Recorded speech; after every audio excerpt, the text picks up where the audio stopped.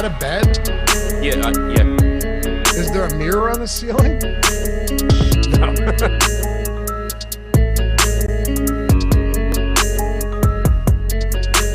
Was that picture you took yesterday in your hotel room?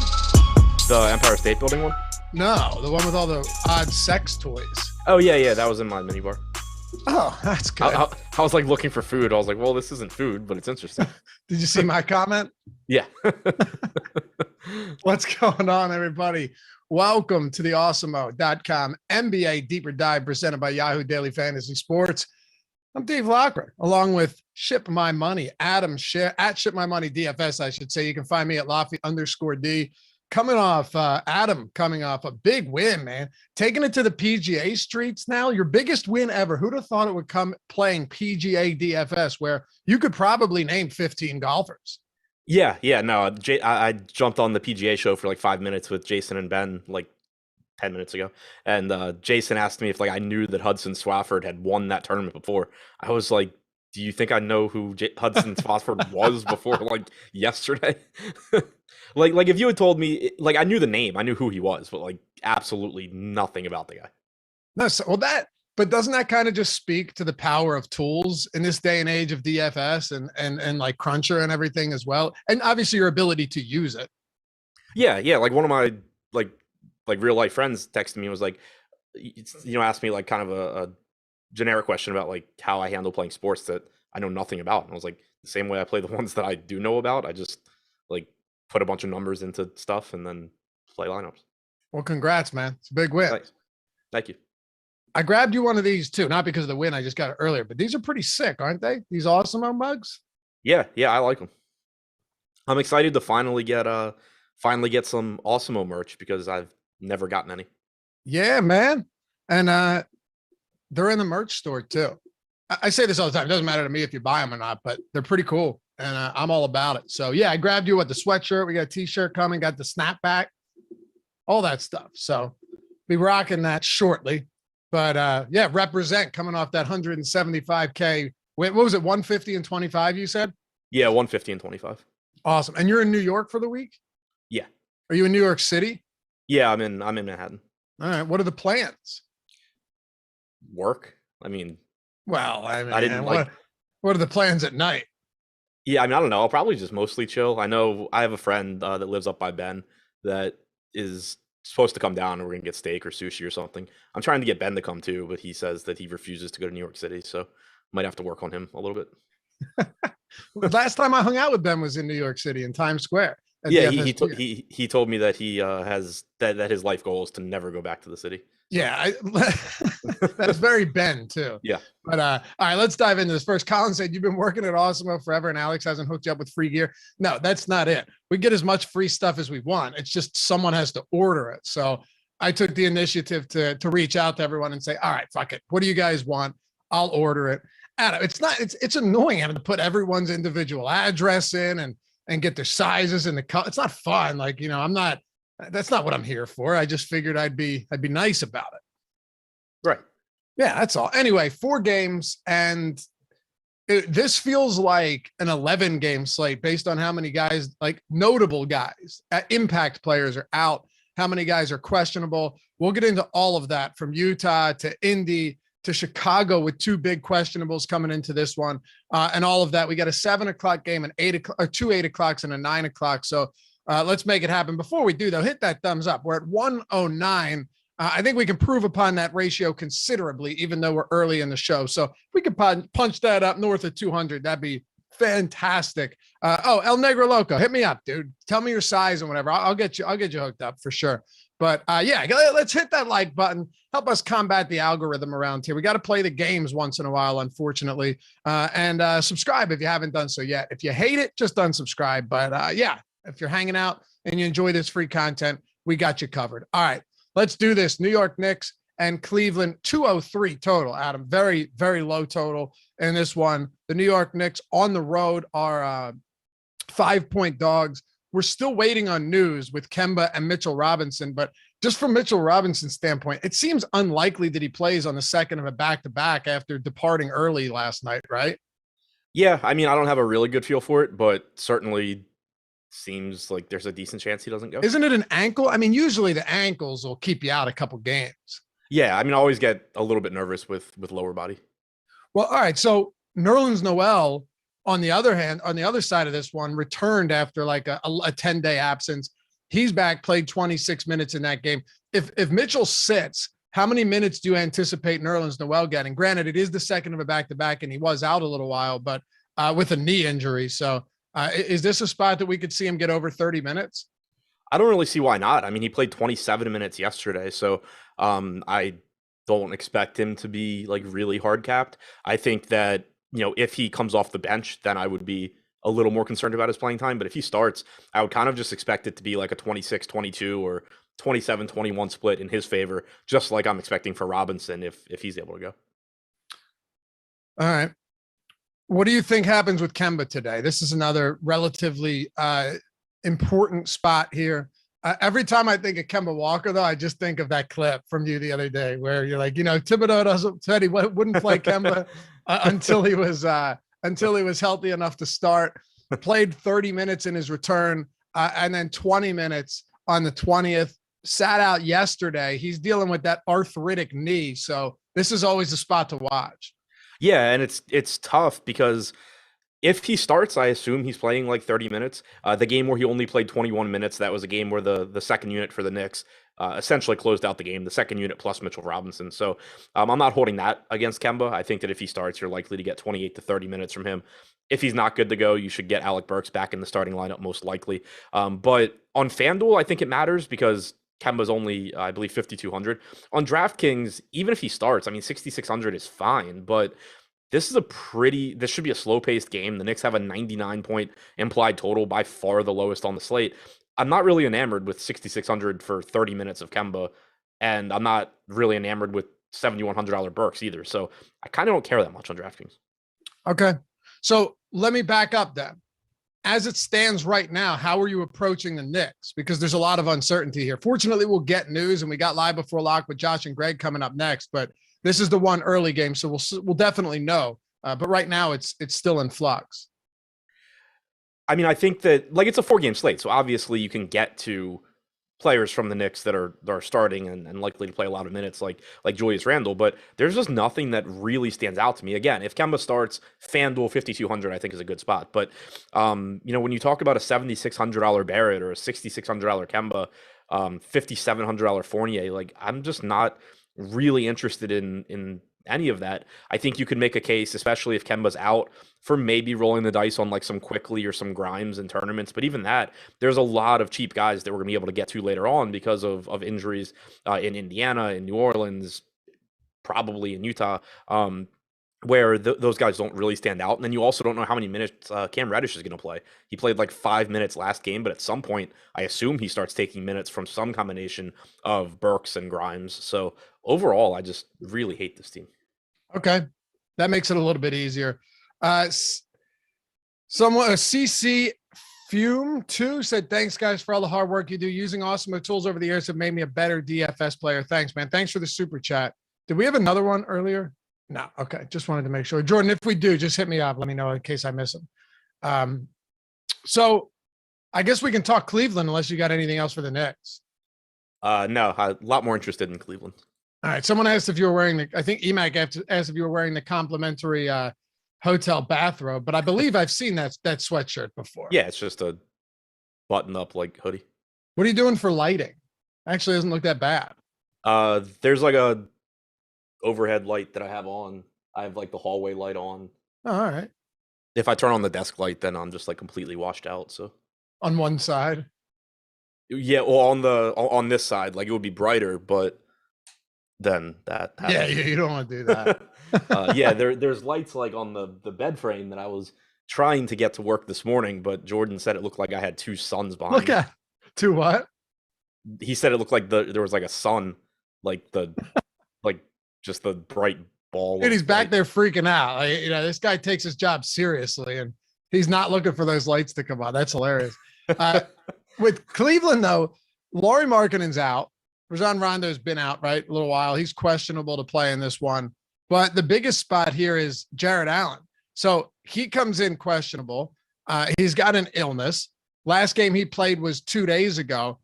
What do we do with the front court if he ends up sitting? I mean, do you see, is there a significant enough boost to a Kevin Love? What type of run do we get for like an Ed Davis and a Dean Wade and such with him out of the rotation if that happens? Because this is a pretty huge spot as well. Yeah, I mean, I expect that you would get substantial playing time for Love if Allen sits. I don't really feel confident on anything beyond that, but I do think it would make somebody like Dean Wade, whose minimum salary, Wade played the second half essentially in place of Lauri Markkanen last game, so I think it's likely that he's going to get good run anyway, but it would help to solidify those minutes as well. But I think the really big piece would be Love, who I think looks like a good option regardless because he's just not that expensive. He's 5,500 on DraftKings, I think 5,200 on Fanduel. He's like a 1.2 to 1.3 fantasy point per minute guy, depending on your site. I'm not super confident he plays a lot more minutes if Allen is in. Like you could certainly get a couple more minutes where Mobley plays the 3 and Love and Allen are in the front court. But if Allen's out, I don't see any reason you wouldn't be getting substantial run from Kevin Love. Negro Loco said, this is hilarious. I'll never forget the day I tried to call Laffy when he was doing a Sirius XM show. I'm like, yeah, tell him it's El Negro. He will know who I am, and getting hung up on. Did that really happen, man? You never told me about that. That's hilarious. And someone asked if you bought the world's largest chocolate bar and hung it on the wall with your golf winnings. That's also good. What is that chocolate bar with the caramel in it, Jordan? You must know. I don't mean that as a reference to anything outside of, I know Adam won't know. You know what I'm talking? No, Rolos Rolo's the round one with. Really? Yeah, they got you break them off. There's caramel. Carmelo. Thank you. See, chat always on point. Look at that, just flowing in. Okay, so what would you have priorities in the front court if Allen sits, and what if he does play? Yeah, if he sits, I think Love looks really good. It makes Mobley look better as well. Obviously, I'm assuming that Love starts. If you were to get Ed Davis starting, then he would look like a good value too. But it's kind of difficult because center is a very, very good position, even though there's only 4 games tonight. So ideally, I think I'm getting to just like more Evan Mobley, more Love. It potentially opens up more wing minutes too, though, because kind of like I had said before, if Allen is in, I think there's a good chance that Dean Wade starts and plays something like 26, 28 minutes. If Allen's out, I think it helps to solidify not only Wade's minutes, but probably Cedi Osman's minutes. You could certainly get more run from Okoro, just as, not that they play the same position, but, just sort of as a trickle-down effect from Allen being out. Okay. What about the rest of Cleveland today? Like I mentioned earlier, this game has a low total, as it should in a spot like this. 2 above average defenses. Neither of these teams play at an elevated pace. So this is kind of to be expected. But I mean, the Knicks have a 99 point implied total. The Cavs are at 104, Adam, and both of these teams have the 2 lowest implied totals on the slates, even behind a squad like Utah that's down all of their good players. Yeah. Sorry, what was your question? I was saying, like, with both of these teams just having insanely low totals, the 2 lowest on the slate, 2 decent defenses, slow-paced teams. Is there anything you want to prioritize right now from Cleveland in the event that everyone ends up being in, outside of Markkanen? I think that Love still looks like a pretty decent priority on this slate. Like he's getting 26% ownership. What'd you say? I said he is cheap. Yeah, like he's getting 26% ownership on DraftKings. Even if he plays 22 minutes or so, he just projects pretty well at that price. And I do like that it's a bigger New York front court as well. Because again, not that it's guaranteed, but I think that even if Allen's in, there's at least there's some chance that you just get bigger lineups from Cleveland and that Love can pick up a couple more minutes that way. I also like just sort of taking shots at inexpensive guys. Right now, we don't have ownership going to Cedi or to Dean Wade. I expect that to change because I think Dean Wade starts in place of Markkanen. But one thing I'd mentioned this morning is that, like, if Dean Wade starts at 3K, he's going to look like a pretty good point per dollar value just because he's probably going to play 26 minutes or so and he's 3K. But don't sleep on Cedi as someone that, if he's playing well, could close over Dean Wade. And no, I 100% was not calling Jordan fat. I know it came off that way. He has like producer knowledge, right? So sometimes if I don't know something, Jordan a lot of times is familiar with the subject and lets me know, like that pushing P bullshit, that he knew exactly what it was, ended up texting me in the middle of a show, had AirPods in, and when my phone is off, they read my text in a female Australian accent, threw my entire rhythm off, but his definition was correct. Like, are you familiar, Adam? Are you someone that is now putting that parking sign P in the P and ship my money in your Twitter name? I have no idea what you're even talking about. Thank you. So I'm not the only one that's out of the loop. You haven't seen that all over Twitter? It's absurd. I've seen it maybe like twice and just ignore it. Yeah, that's a good thing. Jordan, what does it mean? You know what? If it means cool, if you know what pushing P means, then you know what it means. I can't explain it. Okay. All right. Yeah. Well, I don't want to know what it means, but you certainly did let me know. Adam, anything else for Cleveland you want to hit on? No. Okay. Chicago, OKC. Let's talk about the Bulls here. So Vooch is questionable. Zach Levine is questionable. And I mean, I don't know. Billy Donovan did say that he could return at the tail end of this road trip. So it looks like we could get him back. He's been out for, that wasn't a drunk burp though. He's been out for a week now. Actually, almost 10 days. How do we approach it? Oh, and Caruso after that. By the way, did you think that was a flagrant 2? Yes. You did? Yeah. I didn't. I mean, like I didn't see it live. I've just sort of seen the replay. It looked pretty bad, but I didn't really pay much attention to it. Yeah. I mean, he hit hard. Like I could definitely see it being the case where like I just saw the replay at full speed and was like, oh wow, that was bad, and it's Grayson Allen. I could certainly see it being a case where like if you actually go back and watch it, it's like not as bad as it looked. Yeah, I'm assuming I'm definitely in the minority here when it comes to the opinion on that. But I only mention that because Alex Caruso is also out at least 6 to 8 weeks now. So you've got that. What are we doing with Chicago? There's a lot of question marks here, and it's an 8 p.m. game. Yeah, and it's a good spot against OKC as well. So I think that basically DeMar DeRozan looks good one way or the other. If Levine and Vooch are out, he obviously looks even better. Kobe White would look better. You would have a lot of minutes available for guys like Troy Brown, potentially Tyler Cook. But either way, DeRozan's going to look good. If Vooch is in, he's fine at 9,500. There's still other centers that I think look a little bit better that are a little bit cheaper, but certainly a spot where he's probably not going to get that much ownership and still has a very high ceiling. If Levine is starting and not for sure on a minutes restriction, I think he's kind of interesting in tournaments just because we don't know how many minutes he would play. The volatility at 8,400 kind of makes him appealing, but really I think regardless, DeRozan is the guy that I'm going to end up the most interested in. Okay. Do you think Levine plays? I have him in for right now. All right. But I get the reason I ask is because if he ends up sitting and Vooch ends up sitting, does DeRozan become, one of the chalkiest plays on the slate? He's already popular, but if those guys are out, I don't see how DeRozan is, especially against OKC, isn't, at his current price point, one of the easiest plays of the entire night. Yeah, agreed. And even right now with those guys in, DeRozan is showing up in like a lot of my just top projected lineups. So he's played 425 minutes without either one of them on the floor this year. He's averaged 1.4 DraftKings points per minute, 39.7% usage percentage. It's really difficult to say he's not a priority if they're both out. All right. I'm looking at the ownership on the rest of this team now, and we have Vooch in, obviously right now. We have Levine in. Let's circle back to this for a second here, because this could be a pretty huge deciding factor. And we know that Vooch has actually missed some games this year, so we have a little bit to go on. If Vooch sits, how do you see the center rotation looking?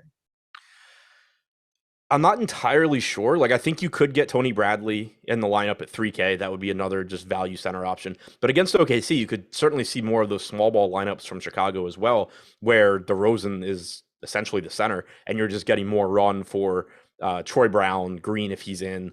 Tyler Cook can play some. You could get some more, just from any of these wings. So I think that the starting lineup will tell a lot. Okay. What else you want to hit on for Chicago? I think that's about it. Javonte Green's questionable too. Not a huge factor for DFS, but if he's out, it does just, eliminate one of the wings that could potentially steal some minutes. Okay. Yahoo Daily Fantasy Sports. We had a couple people hit big there yesterday, and Jordan, I was happy to see this. They just signed up recently. I don't know it took them so long, but they just hit maybe Saturday and then a Sunday slate. We had some big wins, made me happy. They got their free month of Awesemo Plus Platinum, use those tools to win some money over there, and we're still doing it. I don't know how long it's going to last, but if you haven't jumped in yet, I don't know what you're waiting for, because if you sign up using the link in the description or the one that our producer Jordan Klein is going to or already did throw into chat, all you got to do is click that link and sign up through us or through that link. Get a free month of Awesemo Plus Platinum, $90 value. Everything on the site. NFL still going, right? Going to have some monster contests coming up this weekend and then for the Super Bowl. And then, of course, NBA, PGA, everything. Hell, PGA, Adam just used all those tools and look what happened there. He said he didn't even know who the guy that won it was. And that's a true testament to everything over there. So yeah, all of our tools, all of our sports, all tools built by Alex Baker himself. And, with huge contributions from so many of other guys behind the scenes that are elite DFS players. You'll get it for free. All you got to do is sign up, and you'll get $10 in free credit over there at Yahoo when you do so using that link. You got the $30,000 NBA baller coming up tonight. And coming up this weekend, you're going to have huge contests for NFL as well with that 2-game championship slate on Sunday. So get in there, take advantage of it. And if you're looking to expedite the process, you want to use these tools immediately because we have them built for Yahoo as well, that you can use them for all of the Yahoo contests. Just email us at support@awesemo.com after you sign up, and we'll do what we can to expedite the process for you. So check it out. Use that link, get your free month and your free $10 in credit over there, and start winning some money at Yahoo Daily Fantasy Sports. And I should add, I'd be remiss to neglect the fact that their payouts are better than anywhere else. Lower management fees, some may call it rake, than you're going to find on any other site, especially in tournaments where it's so much easier to lose your ass in tournaments on sites where the min cash and so many other things work against you. So check it out, Yahoo Daily Fantasy Sports. We'll see you over there. All right, Indy and New Orleans. Adam, let's dive into this one. This gets a little bit tricky. The Pacers 3.5-point dogs, 216 total. No Malcolm Brogdon, no Domantas Sabonis, and then Karis LeVert is questionable. So let's just kick this off from an ownership standpoint here. And I want to see if we ran. Okay, Steve let me know that ownership is running right now. So we had a couple things like Conley still in there. Yeah, that should be cleared up. And what's up? Oh, my fault. They're so good that I skipped them. All right. Oklahoma City Thunder. Thank you, Jordan. We actually do need to talk about a lot from this game, starting with SGA. So where are you at on Gilgeous-Alexander today at his price point? I think he's a good play, especially on DraftKings. He's really expensive on FanDuel, but $9K looks very reasonable right now. Like you said, we're going to get an ownership update soon, but right now we have him as the third highest owned guy on DraftKings. I don't necessarily know that I agree with that, but I do think he's a good play. He was in the optimal lineup I crunched prior to the show just to get a feel of how things were going. It's not a great matchup, but he's likely to give you 35, 36 minutes as long as this game's competitive. Game only has a 1-point spread, which is nice. He's a little over a fantasy point per minute guy in the games that he plays with Josh Giddey. So still just makes him, look pretty good. And he's a guard, which obviously there are good guard plays on this slate as well. But the fact that he's not a center just makes him a little bit more valuable relative to a lot of the other similarly priced, similar upside options. Okay. I had a comment in here. Oh, yeah. Evan said Adam should do a fantasy cruncher slate process show. We have stuff like that, a lot of evergreen stuff. And we also have Neil Orfield, who is a phenomenal showdown player, particularly when it comes to NFL. He's going to, we discussed this. He's going to put one out for in between the championship and the Super Bowl. He's going to do a bit of a process kind of VOD, video on demand, like a shorter form one that'll be evergreen, but you can use it for the Super Bowl. That's going to be huge if you want to get in on that. And I think Rinpack might do one too. Those two guys are awesome showdown players for sure. But yeah, we have a lot of didn't you guys do a lot of content stuff during the down season with some Fantasy Cruncher and some other stuff for the site? I thought you did. I did. I did. I think I wrote like just general, like how to use projection type articles. I know Josh has done Fantasy Cruncher videos. Like it's out there though. Yeah. Yeah, not from me, but from other people. But from Josh, yeah. And we'll do some more of that too. It's a good recommendation. We're going to try and continue to put out more evergreen stuff for sure. Outside of SGA, are we looking at anything like Giddy or Dort or any of these secondary options that kind of are flying under the radar? Okay, ownership's updated for all of you guys that are premium subs. Go ahead. Yeah, so I'm refreshing that now. Kind of laughing at Josh in chat, thinking I couldn't just jack the name if I wanted to. What happened? Josh said the term process is already taken for a show. Like if I was like, hey guys, I'm going to start doing a show called The Process, Josh wouldn't just find a new name. But yeah, it show's too early anyway. I mean, no one even knows about it. I'm kidding. Yeah, it's a great show. 6:30 Eastern time, Monday through Friday. Yeah, and there's no way that I would ever wake up that early to do a show. As far as the rest of OKC goes, I think Dort looks pretty good. Giddy looks fine. I do like Dort on Fanduel at 5K. Mentioned him in my tournament plays video earlier. Just not that I like feel confident in Dort or anything, but 5K with the shooting guard and small forward eligibility, he just looked like he was going a little bit under-owned. Averages about 0.8 Fanduel points per minute, likely to give you 32 minutes or so in the spot. So just sort of a last guy in for me type piece, I think, just for lack of a better phrase, like a glue guy that just not the highest ceiling when SGA plays, but still just projects relatively well for his salary. Beyond those main three guys, though, I think that in tournaments, the front court is kind of interesting because there's not much that you should feel confident in, but there is some volatility there. Robinson Earl, where he's center only on DraftKings, is going to be really difficult to justify. But when you look at like Darius Bazley and Kenrich Williams, I do think that at about 6% ownership for each of them, there is a pretty nice ceiling. We've seen Bazley kind of bouncing back and forth between the starting lineup and the bench. I prefer him off the bench. I think he has said that he prefers playing off the bench as well, but he's someone that at 4,400, if he's playing well, he can get 26 to 28 minutes. Similarly, Kenrich Williams at 3,800 played about 24 minutes last game. You can certainly get that again. So you shouldn't be very confident in either guy, but on a 4-game slate, getting cheap guys like that at pretty low ownership is a decent way to differentiate. Would your opinions change at all if we have some of these questionable guys and there's a lot of them end up getting ruled out and then it just opens way more value up, or would you still be willing to get there? As like more value opens up, the OKC guys are relatively just going to look worse. That's okay. That you would think so, right? Yeah, but and that applies. That applies to all of them too. Like obviously you're going to like SGA as well.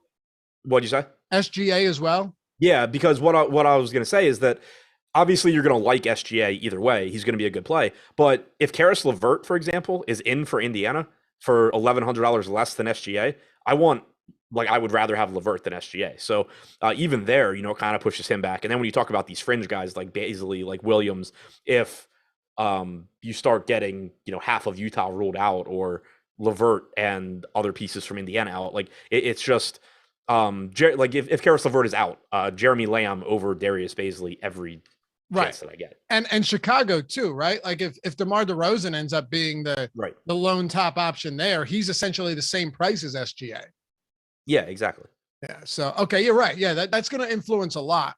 How are just as far as all of these injuries right now, how do we talked about this a week ago, I think, but I think it wouldn't be bad to have a bit of a refresher quickly. It doesn't have to take long.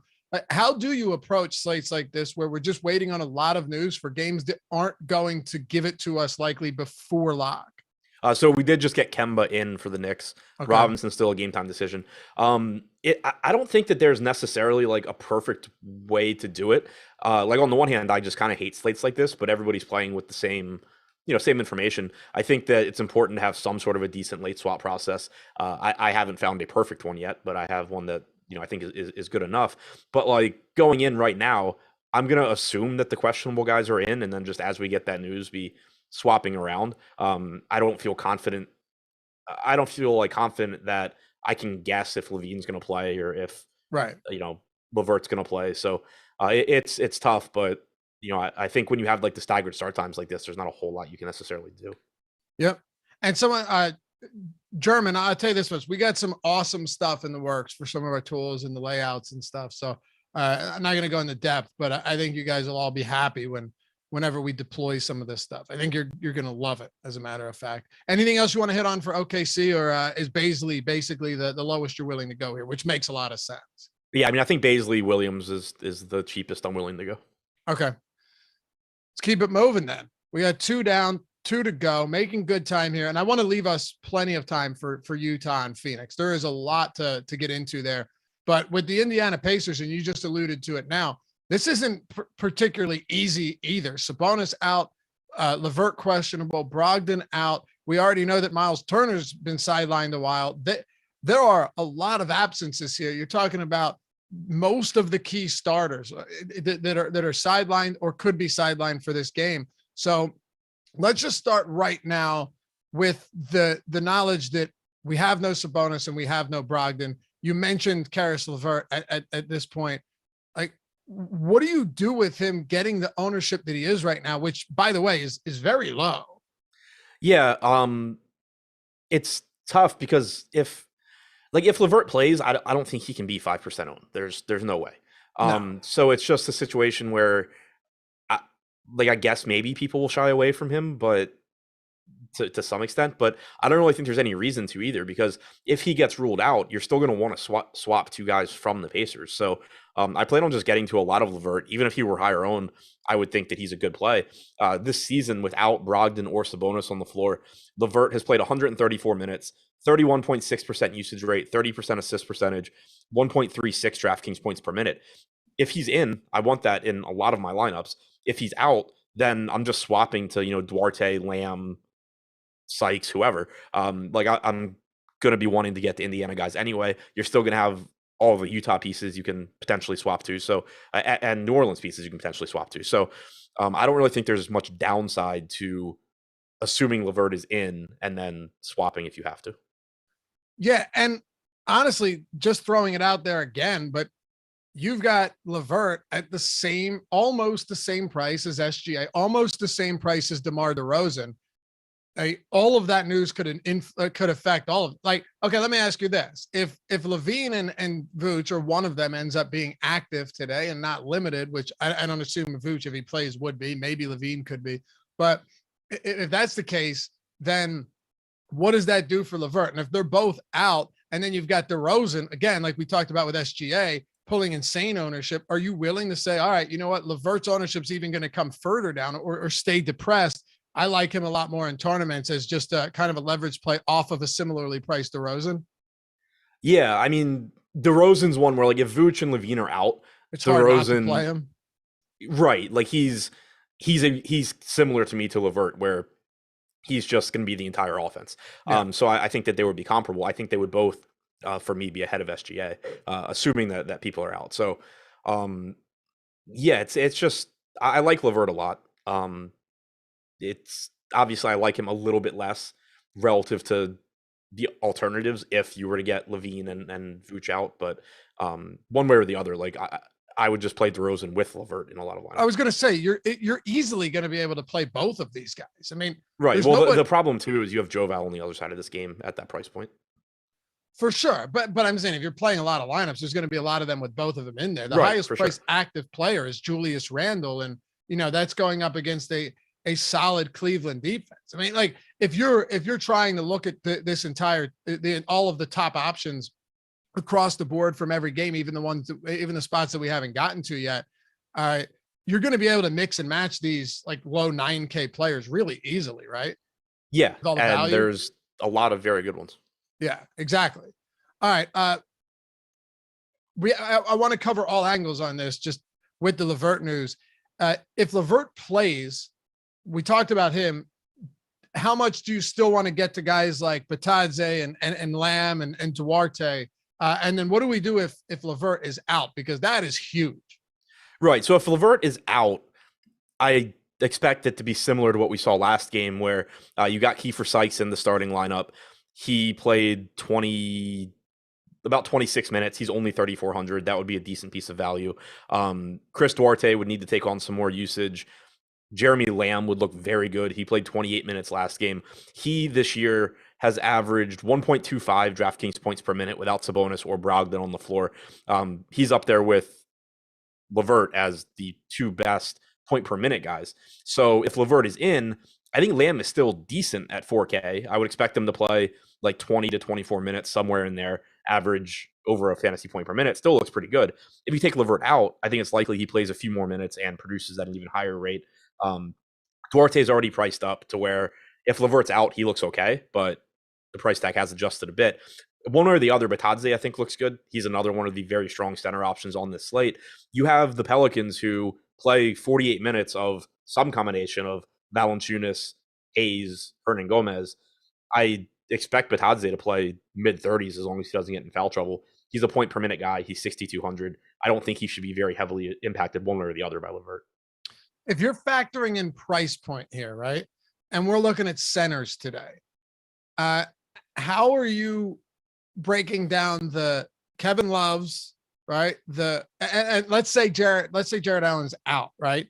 Kevin Love 5,500 using DraftKings pricing just for the sake of ease. Goga Batadze 62, Whiteside without Rudy Gobert at 63. We can talk about all that conditioning and him returning there, and then like even a Bismack Biyombo at 5,300, who's has a shot at playing another 30 plus minutes off the bench with DeAndre Ayton doubtful and Rudy Gobert not on the other side of this game. Yeah, and McGee in that same game. Sure. Yeah. Yeah. So I mean, Smith's not playing anymore. What? Smith is not playing anymore. He's not coming off. Yeah. Well, I think Smith plays tonight, but not at center. But okay, we'll get there.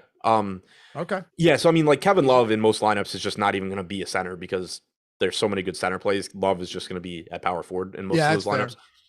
But I think Joval looks great. I like Batadze. I feel better about Batadze than Whiteside in terms of just floor, like, because I have no idea how many minutes Whiteside's going to play. I think in tournaments, if you get a big ownership gap there, it's interesting. But if we're just talking about, like cash and where I'm looking, I think Valanciunas is the guy that stands out at his price point. Goga stands out at his price point. That's probably where I would go. And then, if you get to some McGee / Biyombo, that's fine. But I think I would actually end up there more in tournaments than in cash. Yeah, I would definitely think so. Just given what else you have at the position. Anything else you want to hit on for the Pacers before we talk about Joval and this Pelican squad without Brandon Ingram today? Yeah, one other thing to mention, and this is another one sort of like the Thunder players, where as guys get ruled out, it's going to be less interesting. But so on DraftKings, you have Batadze at center at 6,200. You have Isaiah Jackson with power forward center eligibility at 3,900. I think that in lineups where, for example, you have Valanciunas and McGee or Valanciunas Biyombo or Valanciunas Whiteside, whatever, I think using some Jackson makes sense because Indiana doesn't have bigs behind Batadze, really. If Batadze gets in foul trouble, you're likely to see increased run for Isaiah Jackson. He's about a fantasy point per minute guy as well. So he does sort of work as a negatively correlated play with a popular Batadze in the lineups where you don't have Batadze. So let's talk about Joval then. Zion's been out all season. Brandon Ingram is sidelined as well. Devontae Graham, who really hasn't been all that impressive, is questionable with that ankle soreness. I'm not really factoring in his absence or his availability all that much when it comes to Joval. But on the other side of this one, you've got no Miles Turner defense either. I can see why you'd really like Joval. What's his usage in the games without Ingram this year? I think it's like 26, right? Yeah, 8 games without Ingram, 26% usage rate, 21.7% rebounding percentage, 1.33 DraftKings points per minute in about 33 minutes per game. And like you said, no Miles Turner defensively. You're getting just basically the second string front court for Indiana. So I absolutely love Valanciunas. I think he goes nuts tonight. Yeah, I think so too. I mean, you'd be hard pressed to get away from this. Do you think have you crunched lineups yet? Just like 10, 15 lineups just to get a feel for like what lineups project the best. Valanciunas. I was just wondering how many double center lineups you had. I know you haven't looked through it, but curious to see if you have a decent amount of that, even with the preliminary crunch. Yeah, in the out of the 10 I crunched, looks like I think 3 or 4. Okay. So I mean that's 30, 40%. It's basically like you're getting some Goga Valanciunas, And then you're getting like some Valanciunas, Paul at utility or at flex. There's a Vooch, Valanciunas in there. Valanciunas, Booker. Okay. Yeah, so I mean, I think that a lot of my lineups in tournaments will have two centers.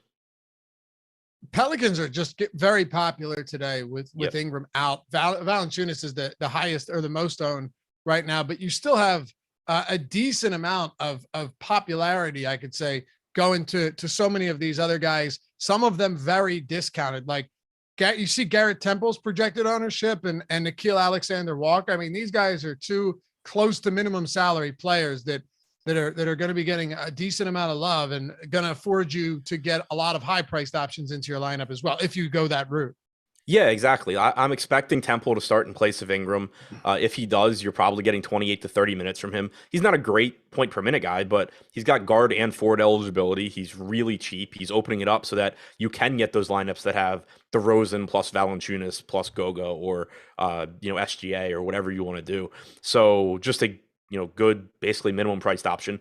Alexander Walker's playing time is still, I think, pretty dicey if Graham is in. But one thing to like for Alexander Walker is like he can create for himself. He's one of the highest usage guys on this team. They need someone other than Joval to score the ball. Devontae Graham is like a 20% usage guy. Herbert Jones and Josh Hart are relatively low usage guys. So you could certainly see like down the stretch, especially if the Pels were losing, you could, I think, see Alexander Walker, or if he's just playing well, you can easily see Alexander Walker out there getting more shots up. He's really cheap. I understand why the Pels are getting so much ownership here. What type of minutes do you anticipate for some of these secondary options? And I should point out too, that if you look at our boom bust tool, man, these guys project really well. Optimal lineup chances for Joval and Temple and Alexander Walker and Devontae Graham, if he plays, are all way up at the top of the list today. Yeah, they all look really good. I think that if Graham is in, expecting around 24 minutes for Alexander Walker makes sense. But like I was saying before, he could certainly play well and just play his way into more minutes at the end of the game, depending on how he's playing, how the game is going. So even if he plays 24 minutes at 3,800, he's going to look pretty good. Without Ingram on the floor this season, Alexander Walker has averaged... Where'd he go? He's averaged 0.86 DraftKings points per minute, but he has a 26.5% usage rate, 44.7% true shooting, which speaks to why Alexander Walker doesn't play more minutes consistently. But the opportunities are there for him, and they certainly would like his scoring tonight. Okay. Anybody else here for the Pels? Hart's fine. Herbert Jones looks good. He's 0.85 DraftKings points per minute without Ingram on the floor this year. He's relatively inexpensive at 4,700. I expect him to play low to mid 30s. So really all of the starters, assuming Temple's a starter, plus Alexander Walker are good plays. If you wanted to go deeper than that and take some shots at, a Jackson Hayes in a lineup where you don't have Joval or a Jose Alvarado, that's fine. But I think the priorities are basically guys 1 through 6. Jared had a question in chat. What groups would you set for this team, for the Pels, if any? For sure, max 1 of Valanciunas and Hayes. I think I would go max 2 of Alexander Walker, Graham, and Temple. I would probably go max 2. Actually, I guess I would say max 2 of Alexander Walker, Temple, Graham, and Alvarado. Okay.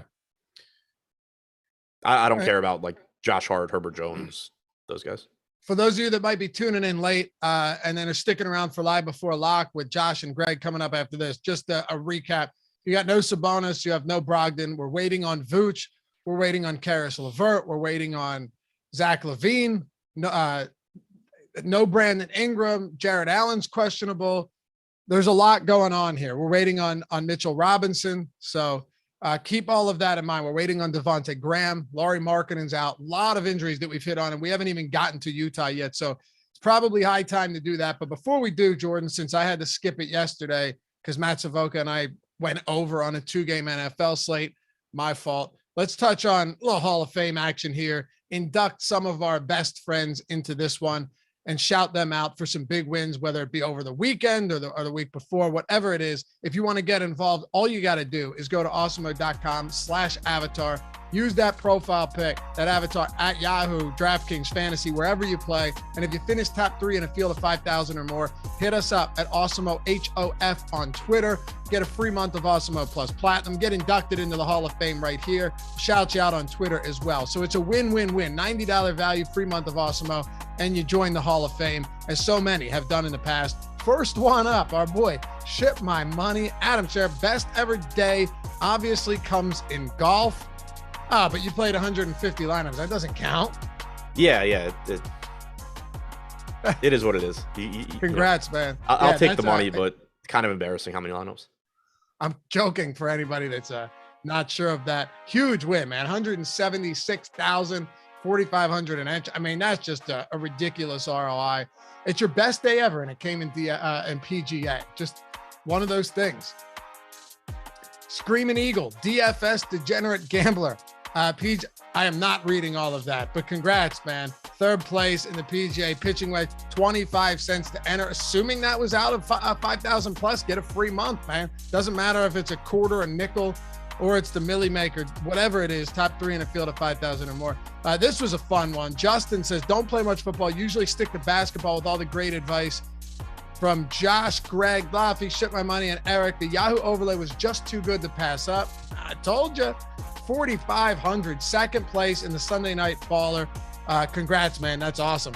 And then 100K, our boy Rimpak. Another bit. Look at that. Huge win right there. Showdown slate action with Kendall Blanton in there.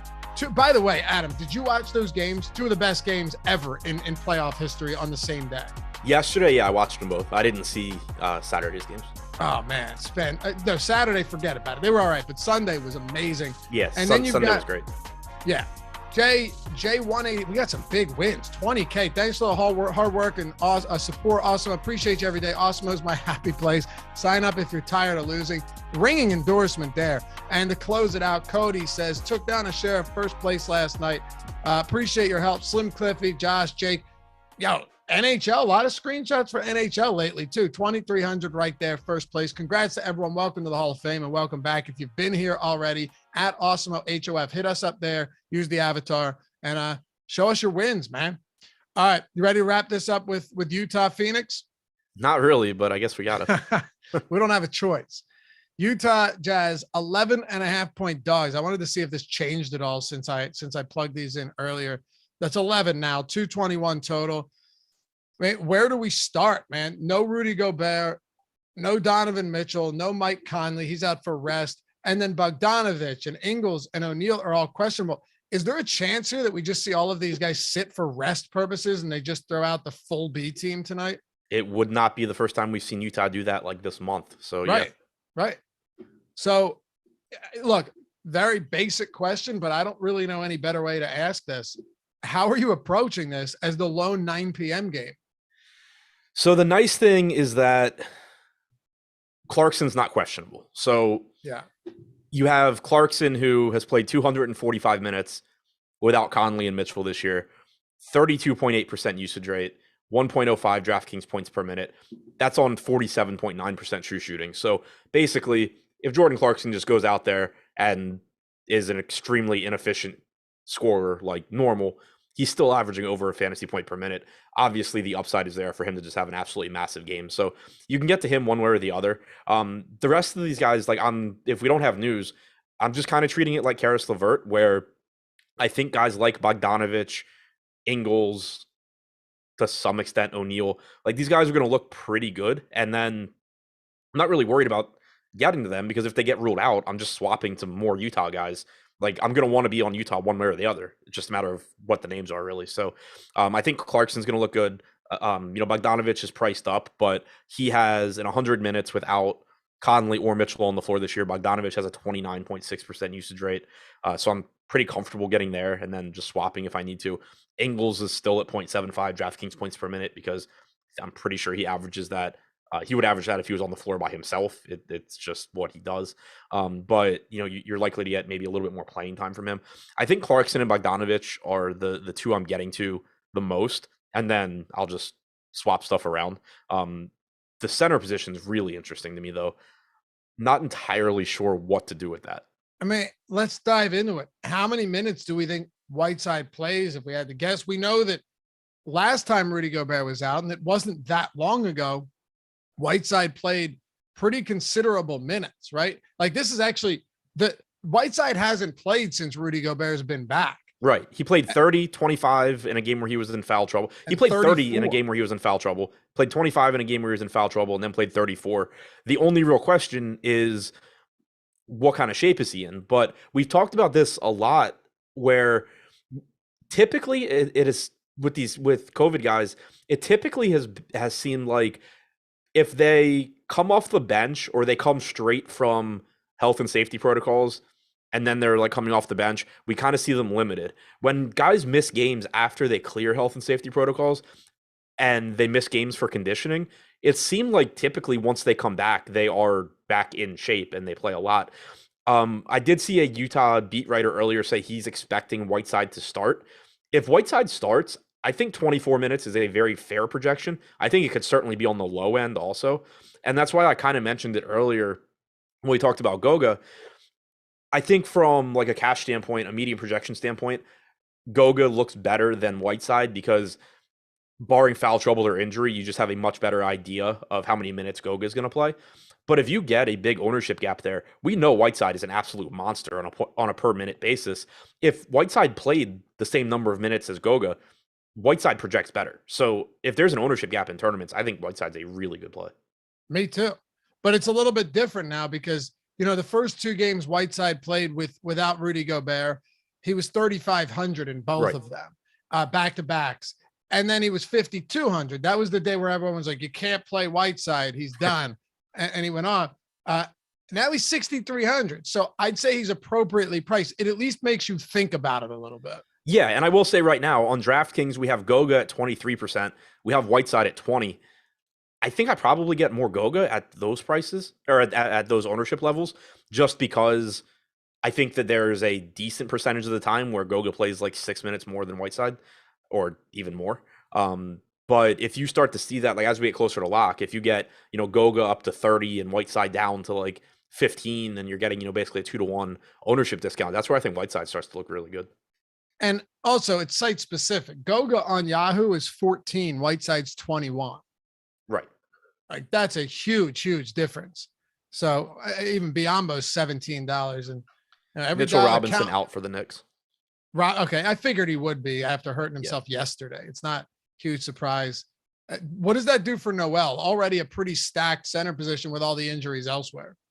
Yeah. I mean, I think it makes him look fine. I still prefer saving money elsewhere. And there's not really a shortage of options. You have like the good tier of guys that we've already talked about, good value in like Temple and Alexander Walker. But even as far as like dart throw guys, there's enough of them, even with it being a 4-game slate, between like the Dean Wade, Chetty Osman, I'm drawing blanks on other guys we've talked about, Jeremy Lamb, any of the Indiana guys really, the OKC guys. Like I think that there's enough value available at non-center positions that I still prefer going to those.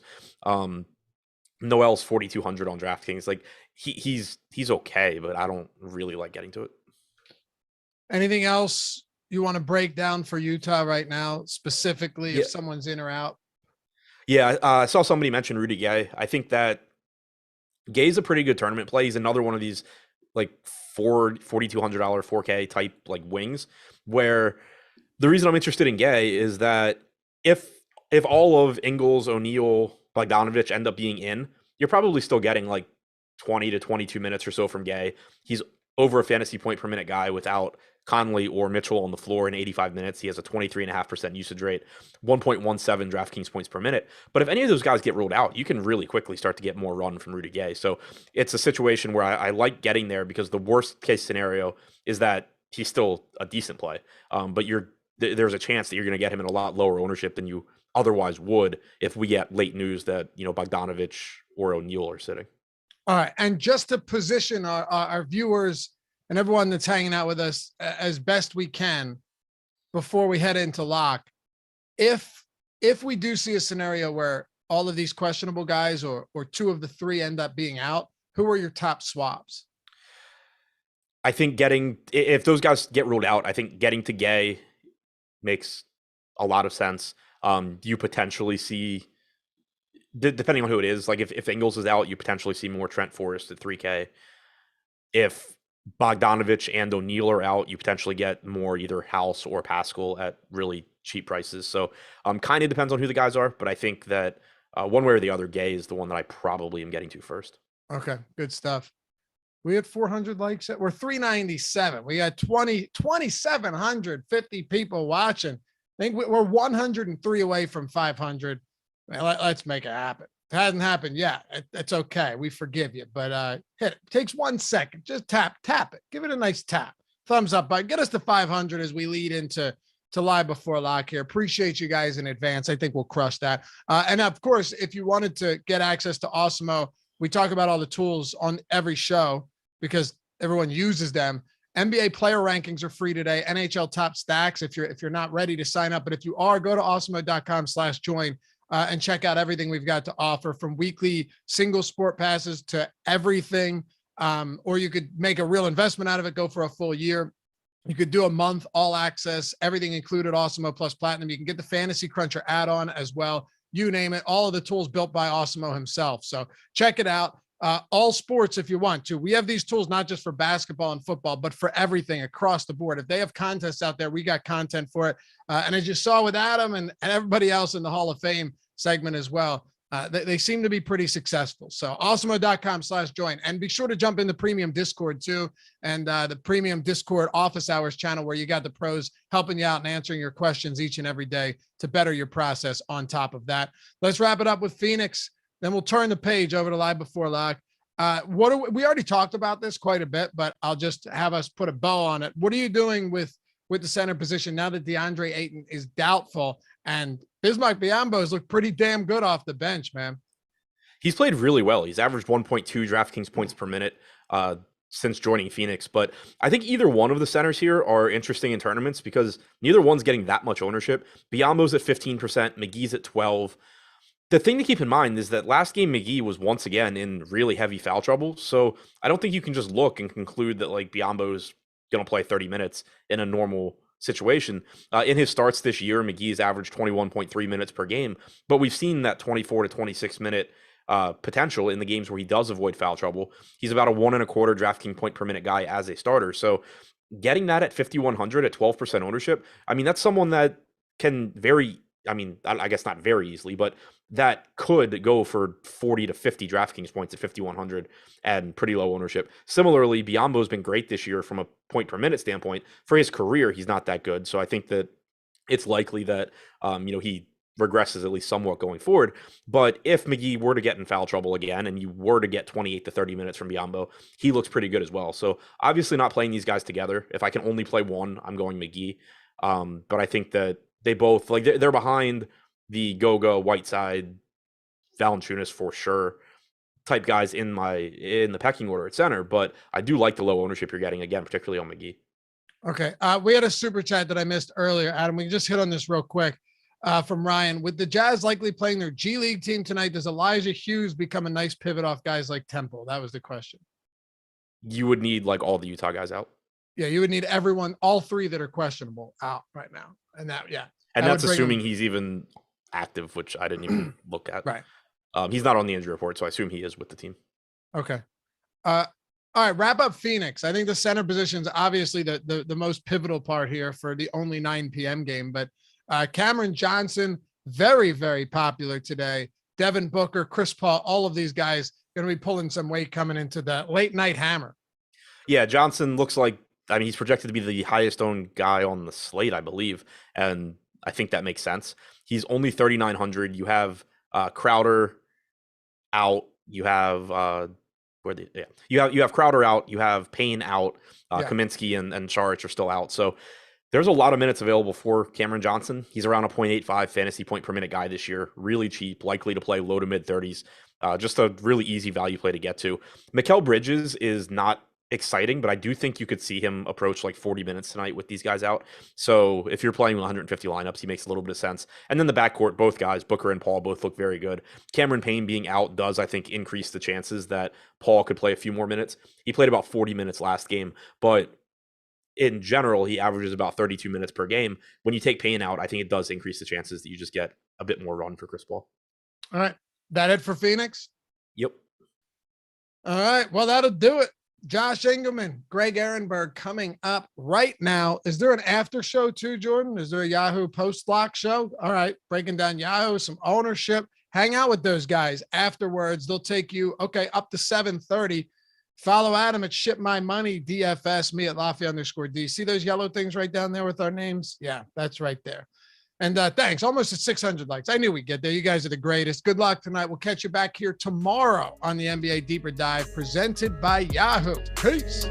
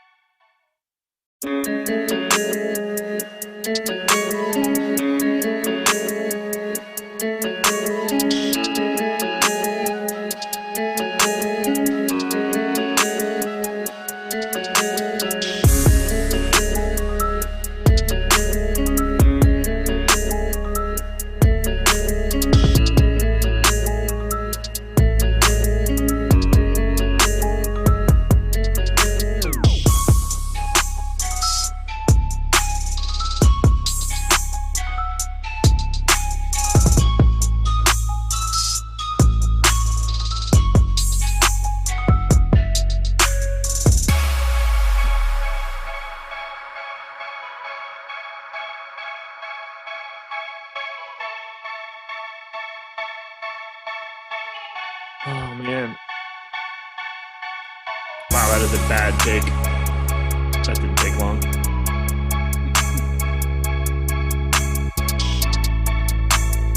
And we are live. Welcome to NBA Live Before Lock. It is Monday, January 24th. I am Josh Engleman. I'm joined by Greg Ehrenberg. We are brought to you by Yahoo Fantasy Sports. We've got a 4-game slate to break down for the next 55 minutes, and then we go nowhere.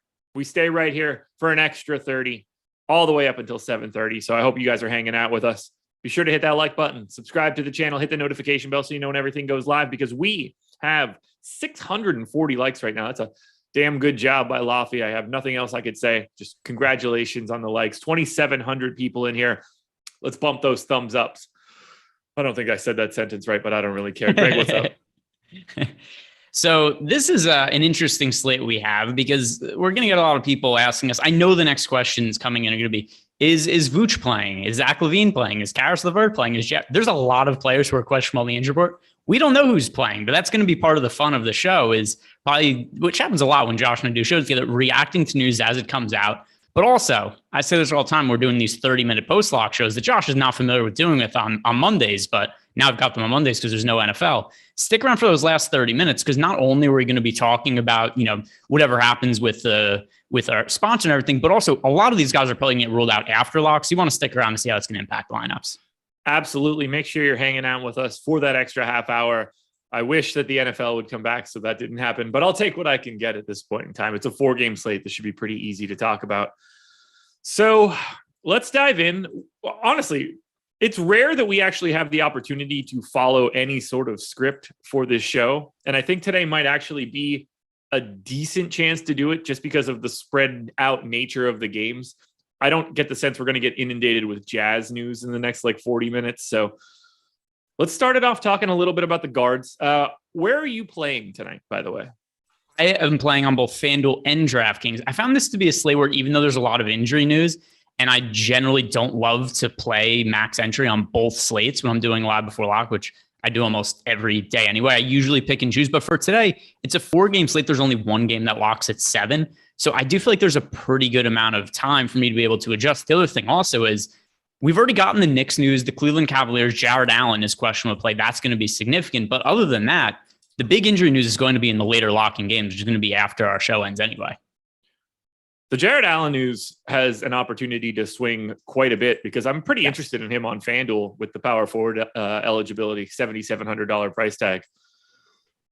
Oh, he is my most exposed Cav right now. So I assume he goes away. And then I assume Caris LeVert is my most exposed player. I assume he goes away. I've got a ton of the Utah guys. So I assume Jordan Clarkson somehow ends up out, even though he's not even on the injury report.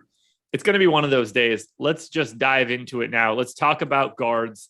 And at least from a FanDuel perspective, it feels like every guard is basically the same outside of Jordan Clarkson. Jordan Clarkson on FanDuel, 5,600. I don't really have much else to add when they don't have Mike Conley or Donovan Mitchell, and Jordan Clarkson is priced as if they're both there. You just play a lot of them. His chalk seems fully warranted. I don't really have anything else to say about Clarkson. No, I am a little bit overweight to the field right now, even though he's massively owned. But right now I have him projected for 50% ownership on FanDuel. I'm slightly above that number, unless you're going to get to 90% Jordan Clarkson. It's kind of hard to be significantly overweight to him. The ownership's warranted, though. We talk about good chalk, bad chalk. I'm totally fine with it, given his price tag and the injury situation with Utah. And not only is it that Conley is out, Mitchell's out, Gobert is out, but there could even be more guys that are out for the Utah Jazz, because we currently have Bogdanovich is questionable, Joe Ingles is questionable, Royce O'Neal is questionable. You start to look at this team and say, who's going to take shots for them? Oh, Jordan Clarkson, does he like shooting? Yes. So, Jordan Clarkson, we could be looking at a 30 to 40% usage game from him. Yeah, I have the nicest amount of Jordan Clarkson in the world right now. So I'm going to move forward with that. But then I look at the rest of this slate. And again, I'm speaking from a FanDuel perspective. We can touch on DraftKings as well. Shea, Booker, DeRozan, Garland, LeVert, Levine, Josh Hart, RJ Barrett. We just have a sea of dudes that are 25 to 35% owned. Does anybody immediately stand out to you other than Clarkson? Well, we could talk about LeVert here, because it's such a tricky one to figure out. He's not picking up that much ownership right now. The situation for him, if he plays and he's not restricted, it's crazy good, because he has a positive matchup against the New Orleans Pelicans, TJ McConnell's out, Malcolm Brogdon's out, Domantas Sabonis is out, Miles Turner's out. So then you start to look at this team and say, all right, where are the shots going to? Oh, all of them are going to Caris LeVert. It's kind of similar to the Jordan Clarkson situation, but Caris LeVert is just a better version of Jordan Clarkson. He's more expensive, but also you look at the current ownership on him right now. LeVert is only projected for 18% ownership on FanDuel, on DraftKings. He's pretty expensive at 8,700, but he's projected for 5% ownership. So I really like getting overweight to the field on Caris LeVert. Only one game locks at 7. It's not going to be that hard to just assume he is in for now and then make adjustments if that ends up not being the case in an hour or so. We got a super chat, and I don't know if it's Ade or Aid, but either way, thank you for the super chat. You playing CP3 and Booker together in a FanDuel GPP? I can say as of this moment, I do not have a lineup with both of them in the same lineup. Probably doesn't help that Chris Paul is 10,300. I don't have a ton of Chris Paul, and I am under the field also on Devin Booker at this moment. So no, I don't have that, and I'd be surprised if I got to it. So I just went through my my builds. I have one lineup that is Booker and Chris Paul both in it, and there's a pretty good chance that lineup will not exist once I start updating for some of the injury news. It's not something I'm actively not trying to do. It just works out that way that they're not in the same lineup. But I really don't love in general the idea of playing Chris Paul and Devin Booker in the same lineup, just because they're negatively correlated and both of them are pretty pricey right now. So I don't have a rule set specifically against it, but I'm ultimately almost certainly not going to end up with it. Confirmed. Ade, got it. I'll put that one in the old brain bank and definitely forget it by tomorrow. But I'll remember it if you keep doing those super chats. That much I can tell you. Per Samuel Bennett, Jared Allen hasn't been seen on the floor yet for warmups. I feel like we should, evidently. I don't know. I don't see that anywhere, but I don't know. Maybe he's like at the game.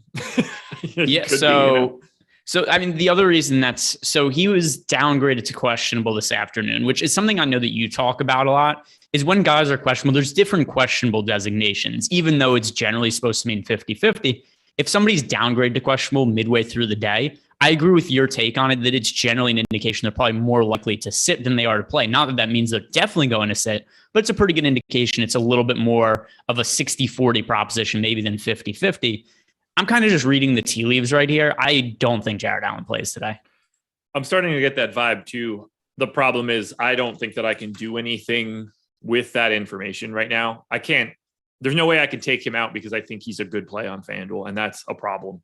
If he was priced in a negative manner, or I don't know, this was a different slate, I'd be more likely to try to get myself set up in advance for the opposite side of it. But for now, I'm just going to assume that in 15 minutes or so, I'm going to have to make that change. The good news is it's a 4-game slate. Crunches move really fast.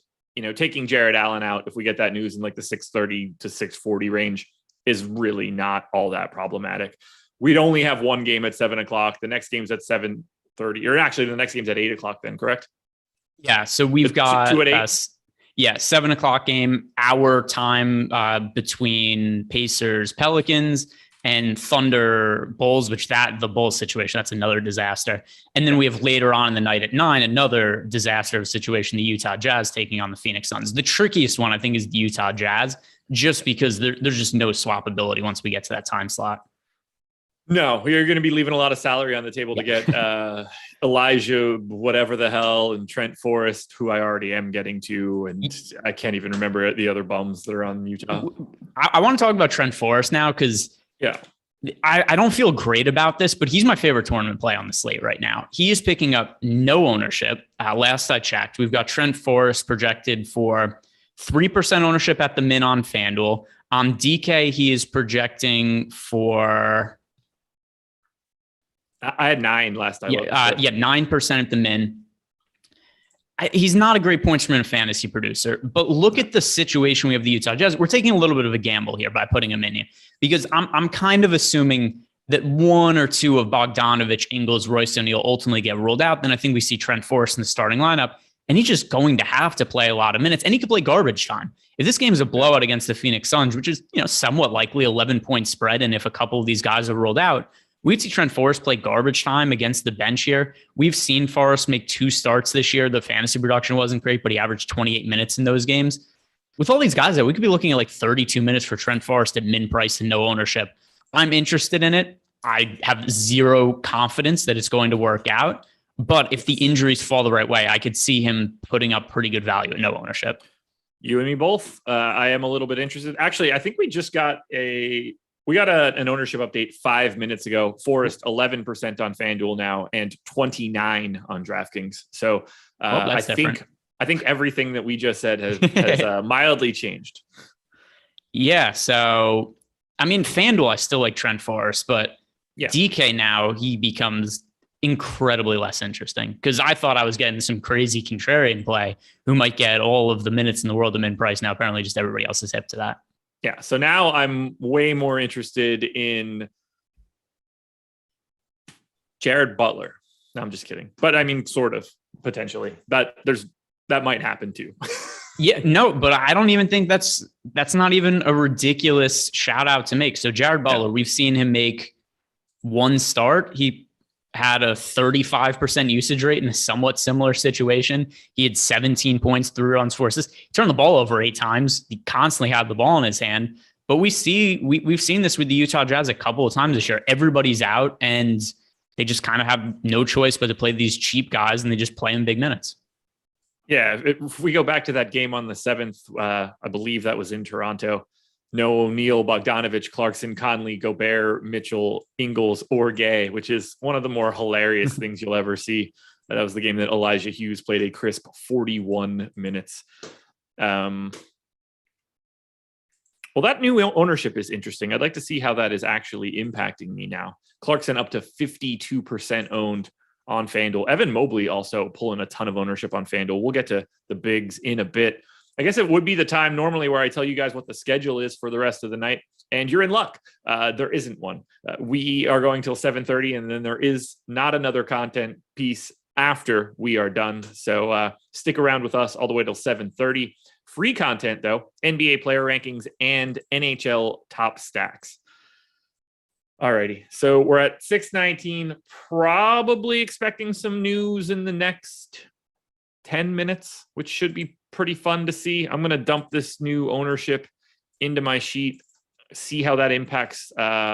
Since I was getting a bunch of Forrest, likely because of the low ownership, I assume that's fixing to go away at this point. We'll close it out with the guards like this. Do you see anybody as wildly over-owned?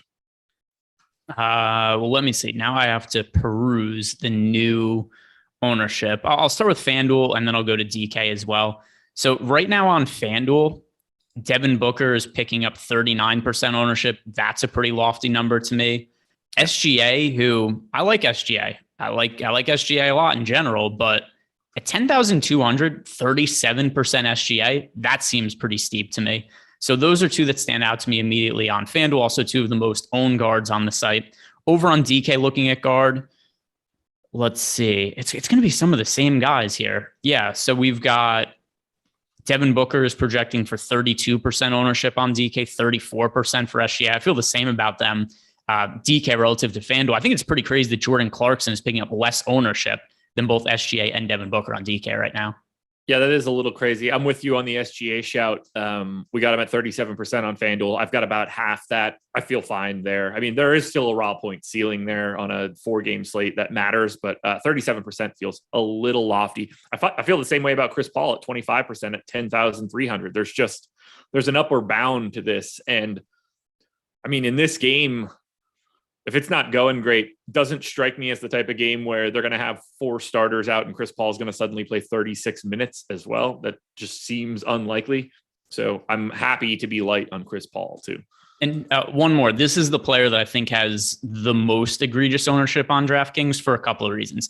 RJ Barrett is 7,600 and he's projected for 18% ownership right now on DK. He does have point guard eligibility, so I'll throw him in the guard mix right now.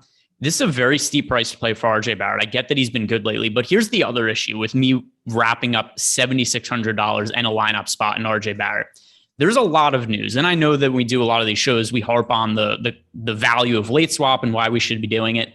I do not want to have a large portion of my lineups tied up in RJ Barrett when I think a lot of good value is going to open up later. That and at 7,600 to me is way too high of a price tag. I agree. He is 32% owned on FanDuel today as well. So if we're talking RJ Barrett in this moment, 6,400 shooting guard, small forward. Clearly a better price than it is on DraftKings. I have about a third of the field on Barrett. Has been playing monstrous minutes. This game is a slog. The Knicks are the slowest team in the league. I have the Cavs at 26th. Just really not appealing from a fantasy perspective. So I assume they go immediately to overtime. Yeah, and that's the other thing too, is I don't even think the price tag is terrible on RJ Barrett on FanDuel. In fact, I think he's a little bit underpriced, but I just don't like the opportunity cost there. So what I'm really fading here is I'm just hoping there isn't a ceiling game for RJ Barrett. If he scores 35 fantasy points on FanDuel, I'm cool with that. Just don't go out and give me a ceiling game there, RJ Barrett, because I do think that there's just going to be better plays I want to get to later that I'm not going to be able to swap to if I have too much lineup spots allocated in RJ Barrett. All right, let's switch it over to the forwards now. And in terms of guys that are pulling a bit of ownership, we're looking at someone like Cam Johnson on DK, which to me is basically the most no-brainer play on the slate. 3,900, no Jay Crowder, no Cam Payne, likely no DeAndre Ayton. He's going to play 30 plus minutes, barring any foul trouble or injury. And at that price tag, I don't really see a way to avoid it. He's basically the same way we described Jordan Clarkson for guards. He's just not priced correctly for the role he has today. Yeah, and the other thing to consider also is, we consider the Utah Jazz to be one of the best defense in the NBA, a team that's generally difficult to score fantasy points and real life points against. Kind of goes out the window when Rudy Gobert, Mike Conley, Donovan Mitchell isn't a good defender, but Rudy Gobert and Mike Conley both being out, this is a way worse Utah Jazz defense than we're typically accustomed to seeing. And then also you've got, Royce O'Neal, Joe Ingles, Bogdanovich, all questionable. So, we're looking at a team where they're going to be anchored by like Trent Forrest, Jordan Clarkson, Hassan Whiteside, not the usual Jazz defense. Not so much. We got a question from a super chat from Michael. He said, hey guys, DeRozan or Booker on FanDuel? Does it depend on Levine? It doesn't for me, actually. I have Levine in, and I still think it's DeRozan. Yeah, it is DeRozan for me. Here's the way it matters. If you're playing 150 lineups, it's still more DeRozan than Booker for me. However, if you get Levine out, then it's just a multiplier of how much more DeRozan I get to than Booker at that point. Then it's like, I don't know, 3x the amount of DeRozan, 4x that I have over Booker, something like that. I have DeRozan one fantasy point higher, if we just want to put it in that sort of vacuum. He also has small forward eligibility, while Devin Booker is only shooting guard eligible. So like that's a gigantic bonus in addition to just simply being slightly projected better. Got a comp. Oh, good. And then while you're coughing, one other thing I'll add is not only is Zach LaVine questionable, Vooch is questionable. So there's really opportunity for a crazy amount of usage going to DeMar DeRozan and in a matchup against OKC. I wish that every decision that I've made pre-lock is going to work out so that I don't have to make swaps. I feel like it's going to be the opposite stance, and every decision that I've made ultimately needs to be changed. Like probably, Vooch being out is massive. Especially because we haven't seen that Jared Allen update, but I assume we're going to be getting it fairly soon. And I'm actually in the same boat as you. He's one of my most rostered forwards on FanDuel right now. Up to 777 in likes. If this were a slot machine, it'd be paying out. But watching our show is sort of like a slot machine. It pays out with good advice. I'm really proud of everything that just came out of my mouth right now. Let's talk a little bit more about some forwards on this slate, because we touched on Cam Johnson, the obvious piece on DraftKings, not as obvious on FanDuel, where he's already 5K. He's owned, but not nearly as interesting. Forward gets clouded a little bit, but we've got Evan Mobley at the top from a FanDuel perspective. DeMar, as we talked about, very highly ranked. Oh, there it is. Jared Allen out tonight. Garland, Okoro, Wade, Mobley, Ed Davis in the starting lineup. So now we have a talking point. Let's break this bad boy down. Let's start here. Ed Davis is starting. How many minutes is Ed Davis playing? Let me look. So before the Jared Allen news, my assumption was Ed Davis would play 0 minutes. Obviously, he's no longer going to play 0 minutes. Let's see what's happened the last time he started. 2 starts this year for Ed Davis. Played 28 minutes against the Golden State Warriors, 24 minutes against the Nets. I guess given that information, 26 seems reasonable to plug him in for. I believe that 28-minute start had Mobley out as well, or maybe even both of them. I think that the Cavs were like hemorrhaging bodies for one of those. Actually, now I'm looking at it, both of them. So the Brooklyn Nets game, Mobley, Allen, and Markkanen were all out. Obviously, Markkanen and Allen are still out, but Mobley being in there, that's going to make a difference. The game against the Golden State Warriors, it was, same situation. Mobley, Allen, and Markkanen were out. So, all right. So I guess based on that, have to readjust a little bit, well, more than a little bit, but I guess Rondo is available, by the way. That'll make zero impact for me personally. But 22 minutes for Ed Davis, I think that seems reasonable. Do you think that Kevin Love is playing the other 26 and then closing at the center or closing at the 4, whatever you want to call the... Do you think he's closing alongside Evan Mobley at 4-5, whatever you want to call that designation? Yes. So the other thing we've seen with Kevin Love also is we know the Cavs have been cautious with his minutes, but when they've had to play in bigger minutes, we've seen them willing to do it. They haven't done it for a while, but let's go back to the beginning of January where they were pretty banged up in the front court. Cleveland was down some big men. We saw beginning of January, get 27 minutes, 29, 30, 32 for Kevin Love. I don't want to give him like 32 minutes because then you just get to all of the Kevin Love, but 28 to 30, somewhere around that range, I think is pretty reasonable for Love.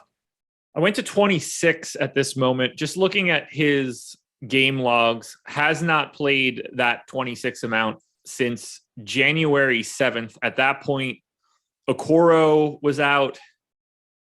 Rubio was obviously out. None of the other bigs were out.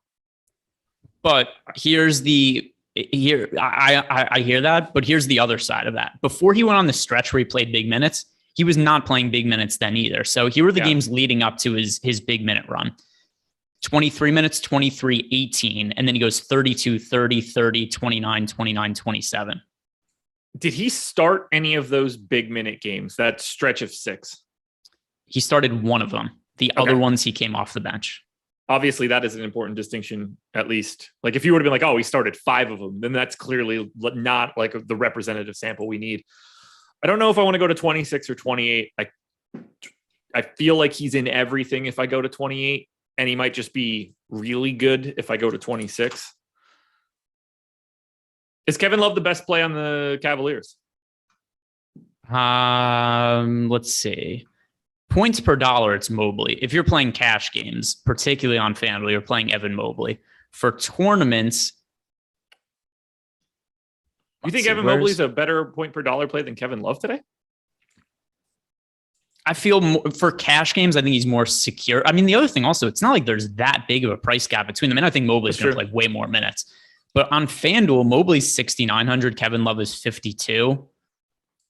We'll see what the owners. If Love is going to pick up significantly less ownership, then yes, I prefer Love for tournaments. But let's see. I'll update. I'm updating my numbers right now, and then I'll get back to you. I still think I'm going to get some more of Mobley than Love on FanDuel. I am running the stats on what this team looks like when Jared Allen is not on the floor, and I want to make sure. Oh God, I guess I got to do Rubio as well. Yeah, Rubio hasn't played for a minute. There's not going to be a gigantic sample of this team with no Allen, Markkanen, Sexton, or Rubio on. Oh, we do get 386 minutes of Darius Garland. It's more than I was expecting. That's exciting to me. For DK, it's Love over Mobley for me. On FanDuel, it's Mobley over Love. Okay, that works. All right, I'm going to say at least 3 of those 4 guys were off the floor. That should give me at least a little bit of a cross section here. Now we can try to figure out what is actually going to happen with this crazy team, because I have no concept of what these rates are going to look like. That's a big gap with no Markkanen, no Allen. And I think that we might see some major changes. So looking at usage rates, Kevin Love and Darius Garland probably up in like the 27-ish% usage rate for this kind of game. I'm going to end up with too much Kevin Love, which is going to really bum me out. I don't like playing him because I don't trust him. I love when we could play Kevin Love. The upside's there. I'm really curious to see what his ownership looks like, though. That's the real issue here, right? It might just be staggering. Let's see where, if we have I assume. Nerlens Noel listed as available to play today. He's starting also. Have you officially seen that? I'm pretty sure. I assume he's starting too, but I did not see that. Devontae Graham available to play. There's one I didn't expect us to get this quickly. Let's see. Lineups. Yeah, I think I saw somebody tweet that he's going to start today. We don't have the Knicks starting lineup, but somebody had tweeted, I saw at some point on Twitter that I saw that he was expected to start. Oh, okay. That might have been it then. Either way, I'm assuming Noel starts. And I've been assuming that he's been starting this entire time. So that's also no disagreements here for me. It's still, for me, though, not massive minutes going to Nerlens Noel. It's like 24 minutes and then some minutes with Julius Randle at center, and then Taj Gibson picks up the rest. I think I went 26, 22. But, I could go any direction there, and it's fine by me. Yeah, I went like 20. Let's see. What did I give? Yeah, I went 24-20 and then gave the rest of center minutes to Randle. All right. I am updating my rates on Kevin Love right now. Does see a little bit more rebounding. That's always fun to see. Evan Mobley, 22% usage rate, with sort of most of these guys not around for anything. Doesn't appear to be any sort of major issues or changes. I don't really have too many changes other than making sure I feel comfortable with the minutes. But it seems pretty easy. How many minutes are you expecting for Dean Wade? Because he's kind of a trivia question for me in that he could be 20. It could be 24, 26. Chetty gets more minutes over top of him, or he closes, plays 32 like it's normal. Chetty is the most interesting one to me because he's coming off the bench. I don't expect him to be that popular. Maybe I'll be wrong. We'll get the ownership update and he ends up being popular. To me, though, I think Chetty's somebody who could come off the bench, play extended minutes, and we've seen him have a ceiling for fantasy before. I don't really think there's a realistic ceiling for Dean Wade. Caris LeVert available to play. There we go. That's big. I'm really anxious to see what that does to his ownership because it's looked preposterous to me all day. I assume it doubles. I mean, it does in my data. Whether or not that's true, we'll find out. But that is my expectation. Yeah, we're getting more news right now than I was expecting. Yeah, no, it's good in terms of making decisions. And also it's kind of at a point where I don't think that many people are going to react to it. It's 30 minutes before or 26 minutes before the slate. How many people that didn't have Caris LeVert in the lineup can be like, I need to get to Caris LeVert now? I still think he's going to be underrepresented. I am going to be getting to quite a bit of Kevin Love. And earlier I was not going to be getting to quite a bit of Kevin Love, but here we are. Mobley, Love, and Garland are like three of my top six just in my sim. We'll see what that means from a actual lineup construction. But yeah, all right. Just to recap, LeVert available to play. Thunder are starting SGA, Dort, Giddey, Wiggins, and Jeremiah Robinson Earl. Ed Davis starting for the injured Jared Allen, but sick Jared Allen, however you want to call it. Not playing Jared Allen. Yeah, there it is. That's the easiest way to do this. All right, I'm feeling okay here. Let's see. So, all right, rank the Cavs now. I don't think we have anything to say about Caris LeVert. I assume you love him in the same way that I do, particularly on FanDuel. Yes. Okay. All right. So here are the Cavs that are important to me on DK right now. I haven't ran my FanDuel lineups, just the DK one so far. Kevin Love 1. Yeah. Chetty Osman 2, Evan Mobley 3. Chetty Osman 2. Let's see what his ownership looks like. Because he had none before. Right. He came up in 8% of my sims. Dean Wade came out in 6. I've got that minutes at 26 for Wade, 24 for Chetty. I'm hoping that I can get like 5 to 10% of both of those guys if the low ownership maintains, but I also don't know if that low ownership maintains. So, and Chetty's been a fairly solid points per minute fantasy producer this year. 22.6 minutes per game, 19.3 fantasy points. Yeah. He's had a much better season this year than I think most people would realize. I think most people don't realize he exists. That makes sense. They should, because that's what happens when you play for Cleveland, which is weird because Cleveland's actually good this year. They're very good this year.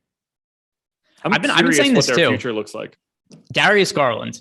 Is there a massive difference between Darius Garland versus LaMelo Ball and Ja Morant? I would take Morant and Ball ahead of Garland, but it's not like there's a crazy gap. Garland's been ridiculously good this year, both for real life and fantasy. Well, I would say it's better to have seen Ja be good in the past. Like Garland's sample of being elite is smaller. I have a hard time putting LaMelo in that same class as those two guys just because of his size. They're like, he'll just always be able to do things that those two guys don't have the same ability to do. But I understand where you're going with the Morant. I don't want to say comp because they certainly have different play styles for sure. If Ja Morant were the same sort of shooter that Darius Garland showed last year at 40% from three, Ja Morant would be an even bigger problem than he is right now. Yeah, and it's not even from this player's like this player, the lowest form of evaluating players in the NBA draft, just come from an overall value standpoint. Like I said, I prefer Morant, I prefer LaMelo Ball, but if we're making tiers of young players in the NBA, Garland's in the same tier to me. I'm really high on LaMelo, so he's below LaMelo for me. I'm a stickler for positional size. That's a big piece for me. It's basically why I'll never think that Trae Young can be better than Luka. Yeah, I mean, it would depends what version of Luka we're getting, because this year's version of Luka is not the version of Luka from other years. Although the same could kind of be said of Trae Young. Yeah, Manny C wants us to revisit the Utah front court. I don't really care about it. I mean, I do. I just you don't care about Whiteside. I have no idea how many minutes Hassan Whiteside can play today. I mean, neither do I, but the upside. I have him in for 26, at which point I don't like him if he's 30% owned. I'd rather have all of the Joe Val or whatever other trickle down centers that I'm getting to. We have Kevin Love now as a center option that looks great. Jared Allen's ownership, or me losing Jared Allen, might increase this, but we've also got Goga out there as another center. However you want to feel about the JaVale Bismack-Biyombo split. Like, I'm surprised to see Whiteside's ownership be as high as it is, because I think there are gigantic question marks on his ability to play today after missing the past 6 games for COVID. Yep, I agree that there's definitely question marks, but that doesn't mean I don't have any interest in him. He's still somebody who, and there's a difference on him also between FanDuel and DK. FanDuel, where he's 5,100, it's hard for me to ignore the ceiling of him. Yeah, I'm not that much different than the field. I'm not that much different than the field is on him, but that's still a chunk of lineups. He's fairly popular. 6,300 on DraftKings in the late game. Like, that is not a spot where I want 30% of my lineups to be held up. Now, you have easy swaps. If you need to just immediately turn him into Biyombo or JaVale, it's there for you. But here's also how I feel about some of these situations. I kind of like having some Whiteside, if nothing else, as a placeholder, because then when hell breaks loose for the Utah Jazz, I like having exposure to that game just for the purpose of having the flexibility to late swap. Because if you don't have as much exposure to that game, then all of a sudden you get to a situation where, oh my God, Bogdanovich is out and Joe Ingles is out or stuff like that. Then it's all of a sudden like, oh, I just don't have these guys in my lineups and I don't have the flexibility to make changes. By the way, news, Levine is in, Javonte Green is in. Awesome. That's another change that I don't have to make. Javonte Green will play. Billy Donovan said via Zoom, Green will play 22 to 25 minutes. Levine more. Okay. So I gave Levine 32 minutes earlier, and I'm going to maintain that. And if he plays more, awesome. We got a bunch of super chats I do want to hit on right now. D. Owen said Mobley now a pay up to be contrarian option on DK. Not to be contrarian. I mean, yeah, he was 18% owned before that started. So no, it'll be a pay up to be also owned with the field option. So Mobley, like you said, before we got this news, Mobley was 18% on DK and 47% on FanDuel. What are we looking at now? Like close to 60 on FanDuel, and then DK probably like 25 to 30. I don't know if he gets to 60 on FanDuel. He was already at 47. And we're losing a good play in Jared Allen at the position. Here's the real question. I don't think that anything has changed for Evan Mobley unless you think he plays more minutes than 36. So what's changed for Evan Mobley is that we've lost a player at his position that we both liked. Sure. But we also to me, we sort of gained one too. I felt like Kevin Love's ownership was wrong the entire time. And it was basically like projecting Allen in and Kevin Love in at an increased role. I think that Kevin Love basically just absorbs everything we saw before. Yep, that's the reason. I mean, I was saying before, so FanDuel, Mobley and Love are both really strong plays. On DK, they are as well, but I have a pretty strong lean on DK towards Kevin Love. On FanDuel, a slight lean towards Evan Mobley. CS with the super chat, non-Levert Pacers plays that we like the most on DraftKings. That would be Goga. Let's see. Goga. It's hard for me to get behind any of these other guys with Levert in now. Like, I don't want to play Torrey Craig, Justin Holiday, O'Shea Brissett, Jeremy Lamb. Yeah. It wouldn't be shocking to me. That Jeremy Lamb ownership is going completely by the wayside now, right? I would hope so. I mean, actually, I tell you, I hope not. Yeah. I hope not. We're on the same page. So Jeremy Lamb has the most upside of any of those cheap guys, but he's like crazy owned and I played Jeremy Lamb these last few slates, but it was a totally different situation with Karis LeVert being out in those games. So it's because of how popular Jeremy Lamb is right now. It's a no for me. The only guys I really like there, it's LeVert, easy, yes, and then Goga, a smaller extent. They're just better cheap guys than the other garbage that the Pacers have at the end of their bench now. I completely agree. Jeff Williams said, Love or Graham, last man in DK cash. Love. For sure. I mean, Graham is not really that play, and Love is. Yes. Yeah, but $5,500 Love at this point is going to be pulling significantly more ownership, and Love is a must play in cash games. I already have him projected 4 more points higher than Graham, and there is upside to Kevin Love playing way more minutes than I actually have him in for. Have we gotten an ownership update? Let me see. DeRozan's out? DeMar DeRozan out. Okay, so listen to this. This is so dumb. So listen to this Bulls news we got.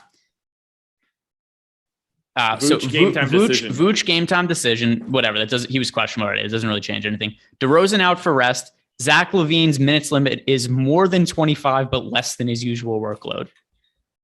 I'm going to stick with 32. Let's talk this through. Who is starting in DeMar DeRozan's stead?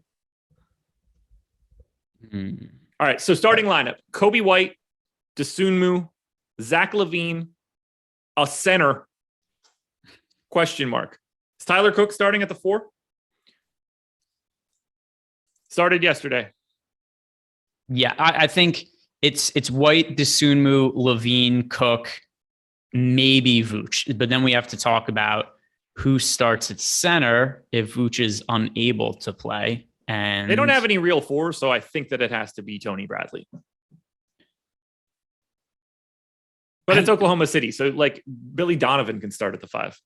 Also, Bradley has been so terrible when he's played minutes for them this year. Like if you have any like Bulls fans that you see tweets about during games, like Tony Bradley comes in the game, they start losing their shit because he's been so bad this year. I guess it's Bradley because we've seen him start in the situation in the past. It hasn't gone well, though. And let me pull up the numbers for him. And also, he's been out of the rotation recently. Who is about to soak up all this playing time? Is Alfonso McKinney about to play a bunch today? And by a bunch, I don't mean like, a bunch. But if Bradley starts, I mean, I guess he's kind of unavoidable to at least be interested in. But here are starts this year. 7 starts, 19.5 minutes per game, 12.5 fantasy points. Yeah. Not ideal. All right. So Tyler Cook has to play like 26 minutes now or something in that neighborhood, I think. I got to gut all of these rates, which is not going to be fun. Levine's usage rate must be insane. Figuring out rates when players are also playing limited minutes is because I don't know what to do. Zach Levine's a difficult one now for me. I think Troy Brown's probably going to see a couple more minutes than I was expecting. I'm running out of bodies on this team. I think Alfonso McKinney is going to play more than we would have expected. Unless you want to say that it's Malcolm Hill, which is also feasible to me. Even in limited minutes, but I'm just like, even in limited minutes, it's kind of hard to get away from Levine on FanDuel at 7,100. I was already getting to quite a bit before, so nothing's changing there. Well, I mean, I gave him less minutes, and I'm still going to be getting to him because the less minutes is just going to offset Derozan being out. Yeah, I had him at 32 before. I'm not going to change that. Feels like if this game stays competitive, they're not going to like pull him at 28 after whatever the hell news that we just heard about. So let's take a look at Chicago. And I'm going to take Lonzo Ball off and DeMar DeRozan off. And just to make sure, we get a game with Zach Levine and Vooch in. We just got, by the way, somebody messaged me in Discord and asked, what am I doing with Vooch? I'm assuming he's in for now. It's just going to be much easier to make swaps taking him out than adding him back in. Absolutely. Man, there is not a lot of playing time so far this season where Lonzo and DeRozan were off the floor with Levine and Vooch even just available in the game. Levine in 182 minutes, 37% usage rate. Ooh, baby. That's a real usage rate right there. I'm giving Levine 28 minutes just so I don't get to an infinite amount of him, and I'm still getting too close to an infinite amount of him on FanDuel at 7,100. I'm team infinite amount. And it wasn't that long ago that I didn't think we were going to have enough time to get through a lot of this. And here we are 12 minutes before lock, scrambling as we always do. Hit that like button if you haven't already. And make sure you're signing up at Yahoo, awesemo.com/Yahoo-promo. Get 1 free month of Awesemo Plus Platinum. Get a little bit of a bonus on that first deposit. No management fee contests from time to time. Reduced management fee contests pretty regularly. Great payout structures. Can't ask for much more from Yahoo. Running their baller contests all the time. Get them YSRPs if you get the shot. I am going to get so much Zach Levine right now. So I assume he sucks or re-injures himself or something really unappealing. He might play 25 minutes and still be one of the better plays on FanDuel. Yeah, that is a real statement. Vooch, by the way, 26% usage rate when these guys are like not around. So he basically becomes normal Vooch when it doesn't happen like that. Does Kobe White see a bump? He hasn't played very much this year. So it's 92 minutes with this threshold, 22.5% usage rate. So nothing too crazy. I'm not really going to worry too much about Troy Brown or Tyler Cook because I don't think that I have the sample size to make it relevant. Troy Brown with a 13% usage rate in this sort of setup isn't ideal. All right, so I'm going to let that fly. And if I look at Chicago now, assuming Vooch is in, don't know if he is in, but assuming he is in, Zach Levine for 7,100 on FanDuel might be one of my favorite plays of the day. That is terrifying. Yeah, I mean, 1 minute away from him. There's so many. That's what I did too. I was just saying before, I tried to reduce his minutes so I don't get to an infinite amount of them, and it doesn't matter. This changes every. Like I had a ton of DeRozan before too. This is actually going to really change the projections and ownership for this slate. Yes, and there's not a lot of time for people to react to this news either. Yeah, no, there's not a lot of time for us to react to this news. So we're back where we need to be. Douglas Bowman says, Chetty or a cheap Chicago forward? That's Chetty for me. Yeah, Chetty. Because Chetty's going to play. I don't trust anything that isn't like a brand name for the Bulls. Yeah, I don't know what the hell the Bulls are going to be doing here, but there's value to be had. I'm gonna get to some lineups with Troy Brown. I'll get to some Javonte Green, but nothing. Tyler Cook I'll get to some of, but I still prefer Chetty to those guys. Likewise. This is gonna get pretty hairy. Let's see. Kobe White's still difficult for me to play at 7K on DK though. Agreed. I don't find him all that interesting. All right, we got an ownership update 2 minutes ago. Is that nope? That's got Derozan in it, so that one doesn't matter. We'll sit on that one for a bit. By the way, if you haven't hit the like button yet, 865. We've got 3,600 people in here right now, man. That's a pretty healthy group of people. Can we get over 1,000 quickly? Feels like that's the kind of day. Run this one up. 135 more likes for 1,000 on the show. I think we've earned it. Chetty or Jalen Smith, Chetty or Dean Wade, Chetty or Cam Johnson. It's Team Chetty questions here in chat. It's not over Cam Johnson. It's, to me, he's equal to Dean Wade. And if you're playing Jalen Smith over Chetty, you're probably making a mistake. Yeah, Chetty over those guys. There was something I just wanted. Are you getting to much of Vooch? I don't know if you've rerun any lineups yet or anything. I was getting to essentially 0 earlier. I think that's going to change now. Showed up in 22% of my sims at 9,400 on FanDuel. So I'm guessing I end up pretty like near that number. The problem for me is that I have Joe Val projected better than basically anybody else in this industry. So Joe Val has been showing up in all things Josh today. 7 minutes to go until lock. This sucks. Joe Val is my most rostered center on DK. I like it. A couple more super chats from Uzi.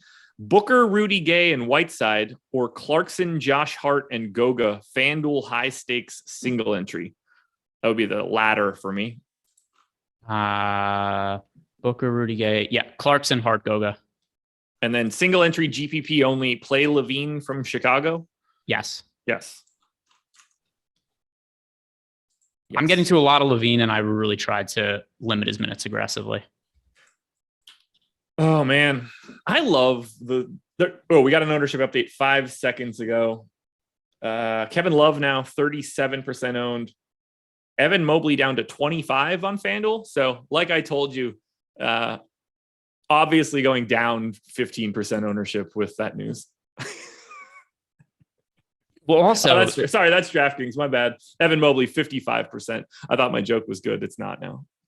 Yeah. I mean, I was close. I said 60% for him. He's at 55. Yeah. How do you feel about that? I haven't updated my FanDuel lineups yet, so we'll see. It's a real crunch for me to get everything in right now. I'm gonna get it in with no real sweat, but it'll be like 30 seconds before lock. Oh, I'm gonna get it in, and it usually is 30 seconds. Yeah. No, I know for sure it's gonna be like 30 seconds before lock. No, I mean it's usually 30 seconds when I get it in. Oh. Let's see. What do I? The saddest part is that is not just a joke. No. I know it's a fact. I've heard the stories. I have no idea why you're talking to my wife. But we'll talk about that later. Yeah. That's ask her. Trey Murphy out, just in case anybody was trying to not play Trey Murphy today. 5 minutes to go until lock. 26 likes shy of 1,000. And I am 100 lineups shy of 1,250. And it would be really dope if nothing else happened in the next 5 minutes. Yeah, I have a feeling something will happen in the next 5 minutes, though. I gotta put Levine is sort of bad juju out there, man. Zach Levine is my most rostered player on FanDuel right now, and I project him for less than 30 minutes. What could go wrong? I mean, to be fair, his price is ridiculous. Yes. So like, it's not like he's priced at 8,700 or something, and you're just getting to him like again because it's a slate thing. He's just priced wrong. And I have a question for you. It's a slightly decent matchup. So I'm getting to, now that I've updated my FanDuel apps, I'm getting to a lot of Kobe White on FanDuel, not DK though. When you said you didn't have interest in him at the 7K price tag on DK, how do you feel about him at 57 on FanDuel?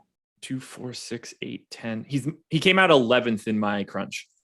Okay. I don't know what that means for like if I'm getting him right now or not. I'm about to click refresh, but for right now, I think that I'm going to have probably something in the neighborhood of 30%. Not gonna have a lot of time to like tweak these bad boys. That much I can tell you. All right. Yeah. So I just refreshed my crunch, and For Kobe White, I have 34%. I have 80% Levine right now. I'm a little bit lower than that, but close to that number. I'm about to be, just because I'm uncomfortable with that. Yeah, it's the minutes uncertainty. It is.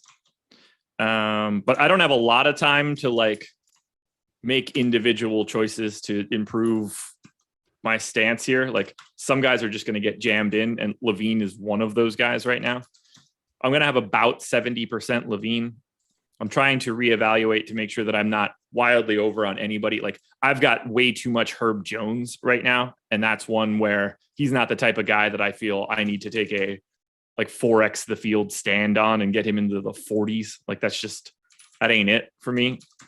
So I am walking him back down to get him into like the low 30s, but we only have 3 minutes to go. So there's not too much left to do. I've got 3 guys in the 70s in ownership on FanDuel today. Zach Levine, Jordan Clarkson, Karis LeVert. Does anything there seem wild to you? It's a lot of LeVert. I mean, he's one of my more rostered players, but all right, let me refresh the ownership page and see where LeVert ended up coming in. So 30s, I believe. Yeah, so LeVert is now one of the more popular plays on the slate. So I feel differently about LeVert. I'm still overweight to the field on LeVert, but I felt differently about him, obviously, when he was projected for 18% ownership, because that was egregious. Do you have your lineups in? Yes, I'm all good. Do you need me to talk? I mean, if you want to hit on that super chat that just came in, I'm uploading right now. Douglas Bowman. Currently have Clarkson, Cam Johnson, and McGee in my guard, forward, and utility on DK for late swap. Is that enough, or do I need more late plays? That's fine by me. Yeah, I definitely think you want to have some flexibility to be able to make swaps. As is, though, I already love Cam Johnson. I don't like JaVale McGee that much now. JaVale McGee is somebody who I have played a lot with mixed results during his time as the starting center. But it's really hard to nail down his minutes with Biyombo in the mix. And then something else to consider, we've just got all of these value plays that have opened up that it does kind of make it hard for me to prioritize JaVale McGee. Now, answering your question, though, it looks like you're trying to get flexibility for late swaps. So I don't think you necessarily need to have JaVale McGee in there. I think that just having the pieces with Cam Johnson and Clarkson is enough. But I think that's good. If you're looking for more players, you don't need to add more for late swap ability there. I have one lineup with Hassan Whiteside right now. I have more than one. I've got my lineups in. I'm underweight to Whiteside, though. I have very little else that I can do. And at this point, we lock in 30 seconds. I don't see anything wildly egregious. If I look at like my top 24 owned guys, let's say if I look at my top 20 owned guys, none of those guys are under 10% owned. So it's not like I found a wildly large amount of garbage or anything to get to. I do have 49% Kevin Love. I am under the field on Evan Mobley. Mobley, as we had projected, 54%. I got 22. And I just hated that game to begin with. I think that barring an overtime, I mean, we're talking about a very reduced amount of possessions. So, and we got to 1,000 likes, so that's fun. Which player do you think is most likely to kill you? Both player in your lineup and not in your lineups? Or over or underweight too? You know what I mean? You don't mean like literally kill me, right? Just to be no, it could be both. Like an Aaron Hernandez thing. Yeah, I rostered Bobby Portis. It's going to be him.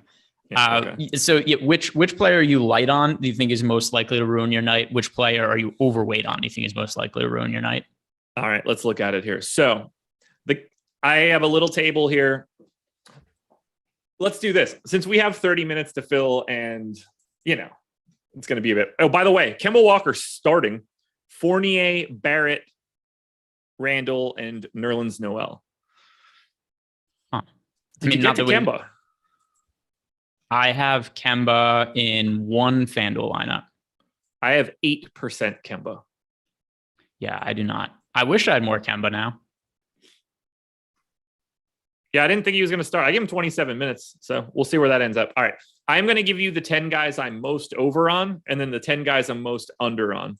You tell me who you think is most likely to kill me both positively and negatively. Are you ready? This is FanDuel, correct? This is FanDuel. Okay. LeVert, Levine, Clarkson, Joval, Ingles, Herb Jones, Kevin Love, Mikal Bridges, Tyler Cook, Boyan. Obviously, some of those Jazz pieces are TBD. I mean, my gut feeling is to say Tyler Cook, but at the same time, too, he's so cheap. Like at 3,800 players, generally not going to be something that kills you. Yeah. If he starts, I don't mind that here. Like I have here. My answer is Mikal Bridges. He's in 25% of my lineups. We have him projected for 11% ownership. Yeah, I have less than 10% ownership to Mikal Bridges. My only thought process there is that when Crowder is out, it appears that Mikal Bridges just ends up playing potentially 40 minutes, and I'm here for that. On the opposite side, my biggest fades, and this is in order, biggest fade to least biggest fade, however the hell you're supposed to say that. Evan Mobley, which obviously feels like the guy that's most likely to kill me. RJ Barrett, Hassan Whiteside, Cam Johnson, Randle, Booker, Rudy Gay, Devontae Graham, Chris Paul, Darius Garland.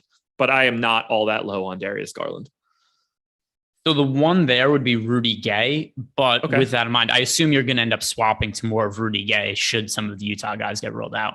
Yep. Like I said, I have 30% Ingles. I've got 30% Boyan. As those guys go away, I'll clearly get to a little bit more Rudy Gay, but I have Rudy Gay projected for 20 minutes right now. So to me, he's not interesting at all. But Mobley is certainly the guy most likely to kill me, given that he's in 50-something% of lineups and is a great play nonetheless. I just happen to be a little lighter because 54% felt a bit high, but it's not comfortable to be fading the biggest. And it's not even like a crazy fade, but it's not comfortable to be that low on him. But here we are. Yeah, that game has locked, so we could check some of the ownership on these guys too. So who are some of your biggest stands too? I don't feel like I have a let's reverse that sort of question. Who are you most over on, most under on? Yeah, so this is going to be interesting because I was in such a scramble to get my lineups and the Bulls players updated that I'm actually not even totally sure what some of my ownership is. So I can tell you this much. In my experience, every time I get the text message or a message from Adam and he's just like, I have no idea what he played, he just ends up with $100,000. So congrats in advance. Yeah, well, he didn't even know the golfers he played yesterday. He ended up with $150,000. So there's different ways to look at it. He still probably doesn't even know who those dudes are. Adam could walk into a grocery store, walk past Lando Griffin. I think that was the guy's name. Maybe it was Lando Griffith. No clue. Adam would not recognize him. The guy just won him, like a ridiculous amount of money. He had no clue who he is. Did he win the tournament? What's that? Did that guy win the tournament? No, but he holed out an eagle. Adam was telling me a story earlier, but I knew he holed out. I didn't know. He holed out an eagle from the fairway, and that was kind of what vaulted Adam's lineup up. Do you have any? I was going to say, do you have any concept of where he finished? Because maybe Adam won more money from that eagle than he did. He probably did. That wouldn't be crazy. Kevin Love got to 30% ownership in the big tournament on FanDuel. All right. So looking at yours. Yeah. Looking at DK, my biggest stands are Chetty Osman relative to ownership. Yeah. Chetty Osman, Valanciunas. I'm kind of sorting because I'm going back and forth because I have the old ownership up in Fantasy Cruncher right now. So I'm trying to look at what the newer ownership is. Actually, Valanciunas ended up being 40% owned on DK. So I'm overweight to him, but maybe it's not as crazy of a stand as I thought. I ended up being underweight to the field on Jordan Clarkson on DK. On DK, Jordan Clarkson projected for 30% ownership. And I ended up with less of that just because once we got to lock, I ended up getting to, I think a lot of it also was getting to a lot of Zach Levine. Okay. That lowered the amount of ownership I got to Jordan Clarkson. So Jordan Clarkson, somebody I thought I was going to be way overweight to on DK, but also because he was projected for 18% ownership when we first started the show.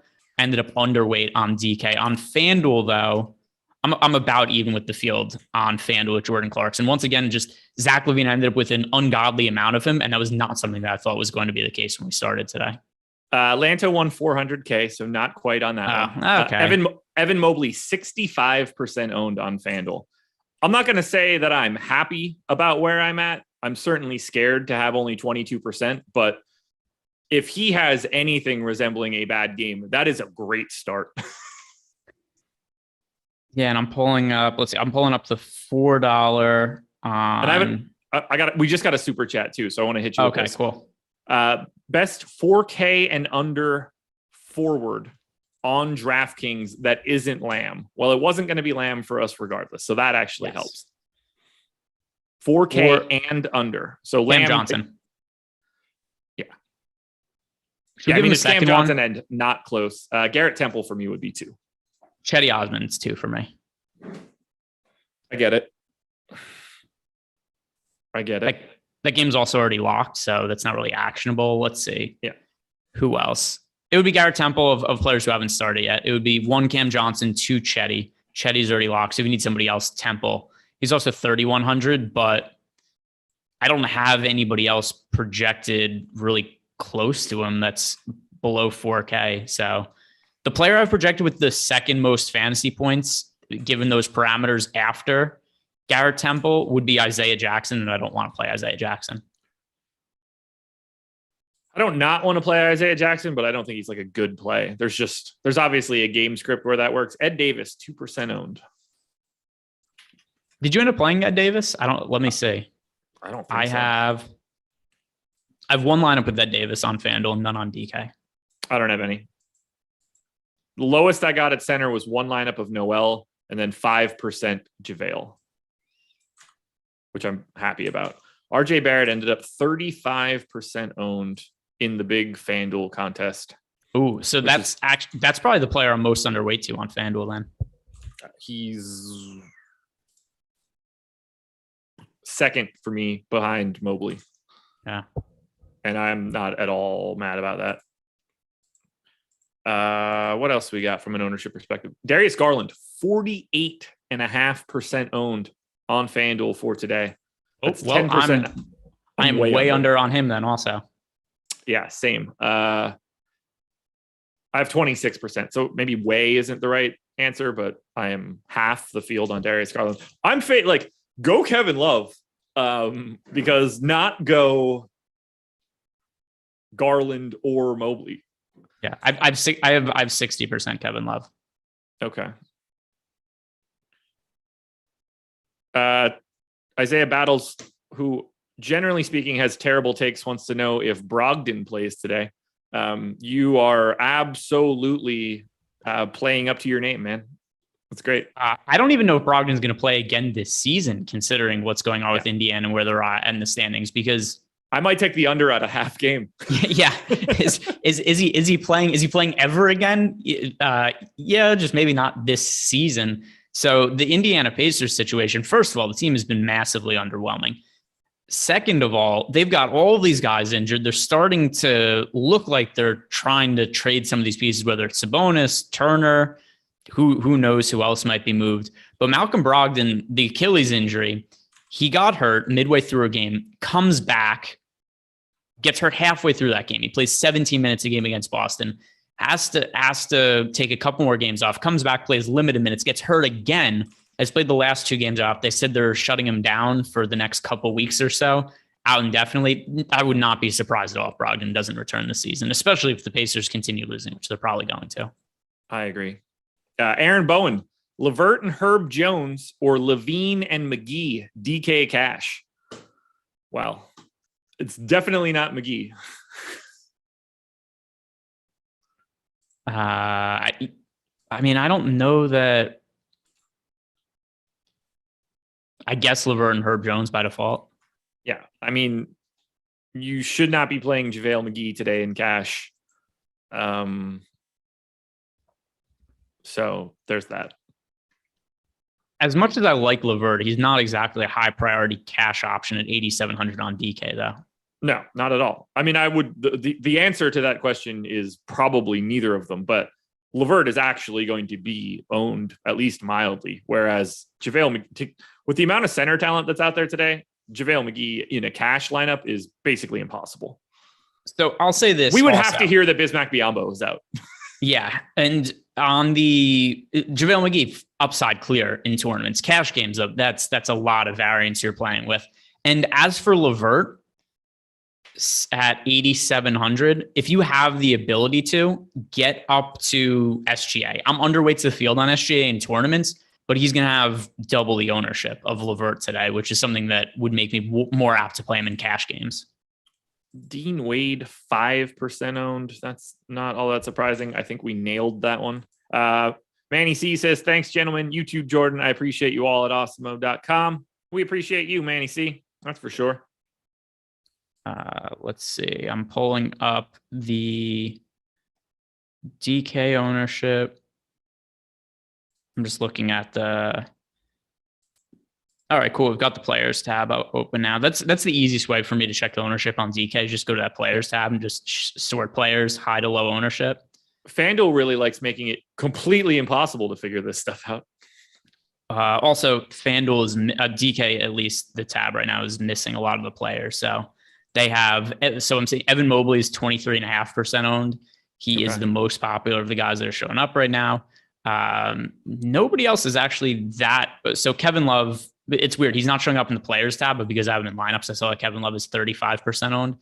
But yeah, Mobley 23, Garland 18. Barrett actually only ended up being 11% on DK. Randle at 8%, Okoro 8%, Ed Davis 5% on DK. All right, so I am. We have. There's like 250 of the 900% ownership in the Knicks game that's on right now. I have 158, so I'm 100%. Well, that's not the right way to say it, but I have 100% aggregate less ownership than the field for the first game, which means that currently winning number is going to be shockingly low for a very long time. Oh, wait, people saying Kevin Love didn't start. Yes, we know Kevin Love didn't start. That doesn't mean that his name shouldn't show up on the ownership tab. Yeah. And also, Love not starting. So Josh and I had talked about Kevin Love not starting when we went over the minutes. Yeah. It was a relative non-concern because we saw the situation before with the Cleveland Cavaliers where they had guys out. Kevin Love didn't start in those games, and I'll just pull these game logs back up to rehash it. So there was a stretch in early January where the Cavs were fairly shorthanded in the front court. Kevin Love came off the bench. In those games where he came off the bench, he played 30 minutes, 29 minutes, 29 minutes, 27 minutes. I wouldn't have expected him to play too much more than that, even if he started. On FanDuel today at 5,200, I'm looking for like 35 fantasy points out of Kevin Love. He can do that pretty easily in even short amounts of time. You know, if we consider him a 1.2 fantasy point per minute guy, you know, you're hoping that he gets 29 minutes as a completely neutral play. But, you know, if he goes for like 1.4, you only need like 24 minutes out of Kevin Love. Yeah. Kevin Love can hang it on the Knicks. Also, just to reiterate, we knew Kevin Love wasn't starting the entire time. Yeah. We got the Cavs starting lineup. Cameron Payne out 2 weeks, but we got the starting lineup for the Cavs, 40 minutes ago now. Yeah. I'm pretty happy with everything. Like for how much scrambling we had to do at the end. I'm pretty happy with where I ended up. There's not a lot that I look at that I'm like, it would be really great if I can fix that. By the way, we're going to get one of these dumb Evan. Why does Evan Fournier only do this on short slates? Is he doing that? Oh yeah, he's doing the Evan Fournier thing where it's like, oh look, Evan Fournier scores 8 fantasy points every night. Oh my god, short slate Evan Fournier 3 of 4 from the field in the first 3 minutes of the game. Fantastic. Evan Fournier 5,500 on FanDuel, so you're looking for like 38 probably gets you in the optimal in the long term. So stop it, Evan. I have one Evan Fournier lineup. Darius Garland's going pretty crazy. Great. What box score do you watch? Do we know what the fastest one is? I don't know what the fastest one is. Logic would tell you that it's NBA.com, but it is not. I could guarantee you it's not NBA.com. Actually, the fastest is FanDuel and DraftKings. The fastest is probably the DK Live app. Yeah. Evan Fournier, 3 of 5 from the field right now. 7 of the 9 points for the Knicks per NBA.com. Yeah, I'm putting the Thank God he's missed 2 of his threes.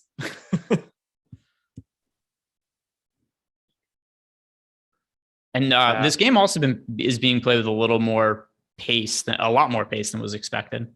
Great. 11-9, 4 minutes in. Makes sense. Anytime that you can get Jared Allen off the floor and get the nimble Ed Davis to run it, things should go really well.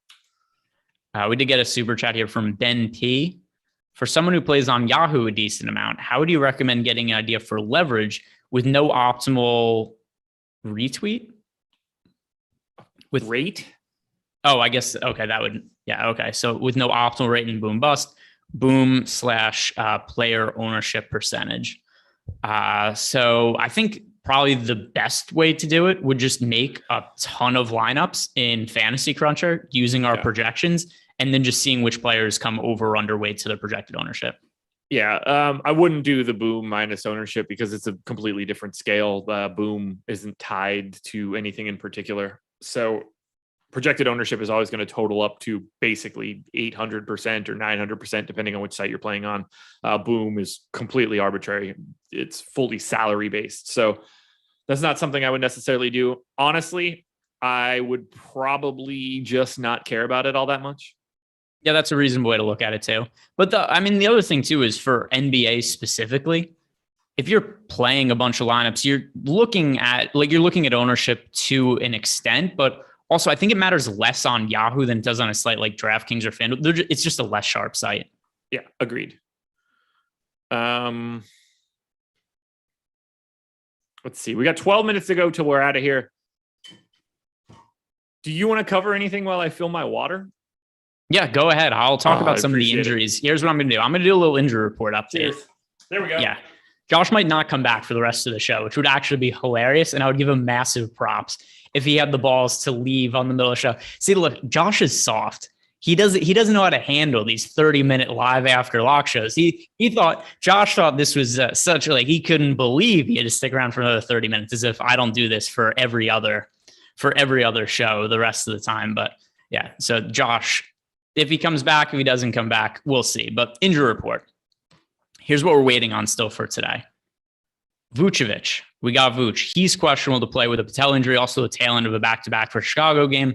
I don't know exactly what we're going to be getting out of Vuce, even if he's in from a minutes perspective. But for now, I gave him fairly regular allotment of minutes, 32. I still left him in for me personally. Then we've got the big ones, which is the Utah Jazz situation. Bojan Bogdanovic, he is questionable to play. Joe Ingles is questionable to play. Royce O'Neal is questionable to play. So I'll pull up Utah and look at some of the potential impacts of these guys not playing. Also, something else that's pretty significant. Hassan Whiteside is playing today, but he also has not been. Oh, Josh actually came back. Well, yeah, I mean, you're just dragging me on stream. I had no choice. Calling me soft. See, I thought you were just going to leave and not come back. That was which I thought would have been an ultimate power move, and I would have actually respected it quite a bit. So here's the thing. Once you said it, then I couldn't. It's not as interesting if I don't come back if you plant that seed immediately. Here's why, because I made it acceptable for you to not come back at that point in time. If you would have not come back, I would have already said hey, Josh isn't coming back. So it would have been different. I should have just went like this. Oh, I guess it updated. I don't have the mustache picture on there for some strange reason. I should have just set it to the mustache pick and got the hell out of here. By the way, Knicks 16-13, and we still have more than half of the first quarter left. Yeah, they said Kevin Love 3 points, no other stats. Darius Garland 4-4-1. Ed Davis 2-1. Dean Wade 3 points, a rebound, and a steal. Slow start for Evan Mobley. Got to feel good about that. It does. Does he have any fouls? That'd be great. Nope. He does not have any fouls, but there's only been one foul in the entire game at this point. DeAndre Ayton officially ruled out. Not that it's that significant because he was doubtful to play, so that was to be assumed. Other guys, I think Evan Fournier. Oh, one of Evan Fournier's threes got changed to a 2. He has less fantasy points than he did before. There we go. Good. Well, at this point, he's got 7 points and no other peripheral stats. So 3 minutes into the game, he had 8 points and no peripheral stats. Now we are deeper into the game, and he has 7 points and no peripheral stats. All righty. Things are okay-ish. We still have 2,000 people in here. If you're still here and you haven't hit the like button, at least let me know in chat why you don't do it. But it would be really cool if you did. if you're willing to hang around for the extra half hour or two on Yahoo for the Yahoo show, come on, man. Come on. Oh, by the way, when you were gone, I could finish talking about what I was doing before. I was trying to go over the we got a super chat. Rougarou. The optimal lineup percentages will be coming to Yahoo in the future. It is on the short list of features.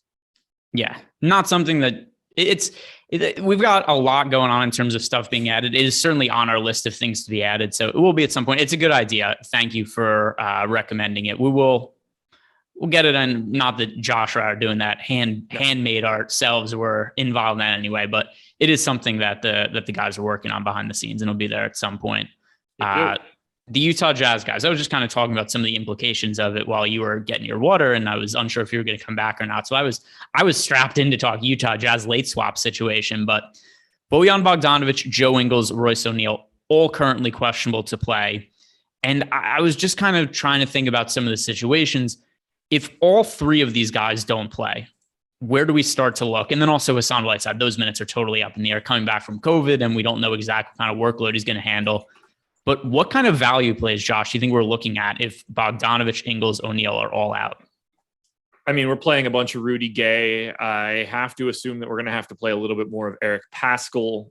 I think you and I are already playing Trent Forrest. I think one of like Elijah Hughes or Jared Butler is probably going to be significantly more interesting.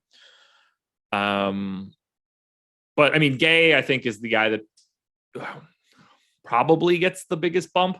You just put him in for like 28 minutes or something along those lines. Although some of these guys are going to be like flat minimum type salary guys. Rudy Gay is already 4,100 and 4,200.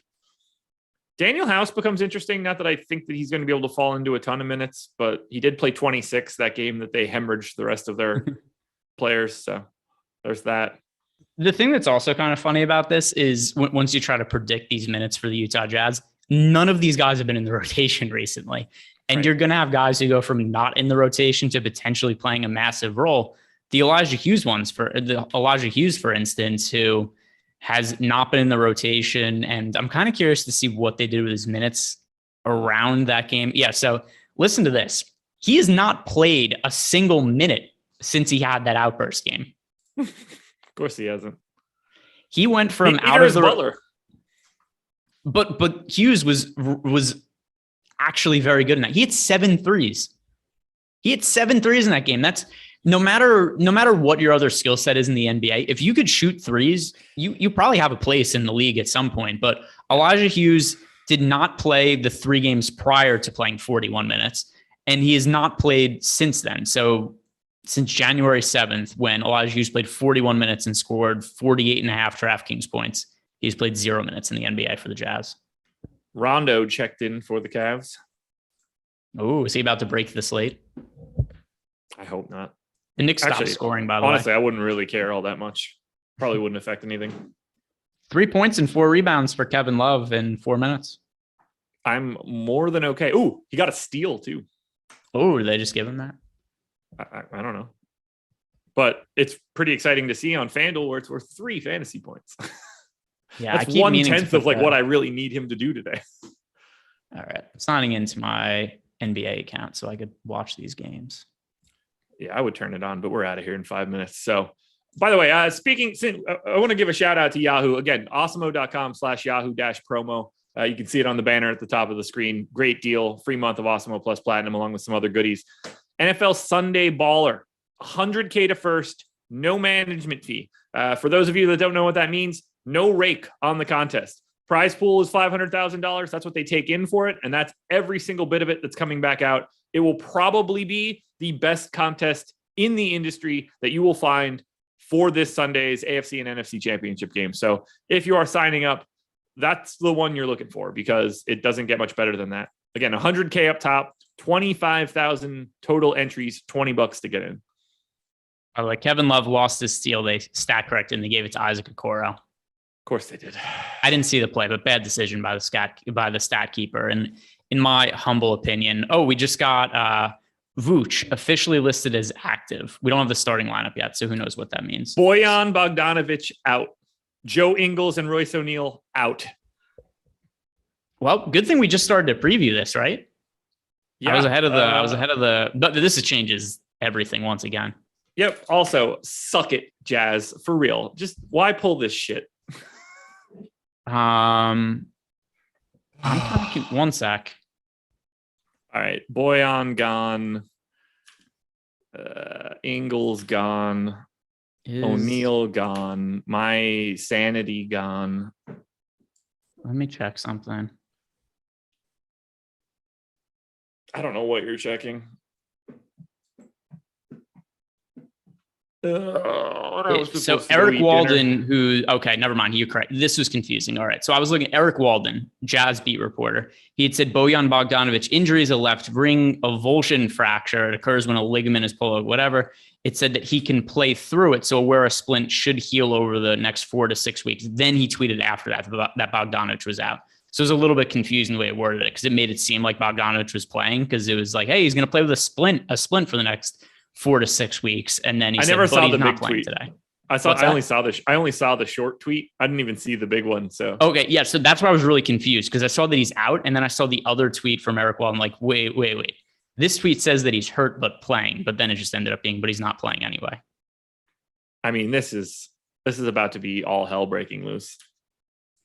Well, the good news is we've got 32 minutes till the next game starts, so plenty of time to eat some food after this and change some lineups. Well, let's talk through it. Jordan Clarkson somehow looks better than he did. It's incredible. I did give Hassan Whiteside slightly more time now, just because when you have less bodies, you just kind of naturally consolidate on the guys that normally play. How many minutes can we realistically expect? All right, well, let's do this. Starting lineup. Clarkson. And that's probably the only... Clarkson is probably the only name that I legitimately trust. Fair. Yeah. Whiteside coming back from COVID. Who knows? Here are the ones I feel. Okay. So Clarkson, I'm still going to say Whiteside. I'm going to say, agreed. Here's the 3 I feel most confident in: Forrest, Clarkson, Whiteside. Yes. And then I guess Rudy Gay, although they've kind of been hesitant, although that other game also where Rudy Gay hasn't started any games this year, has he?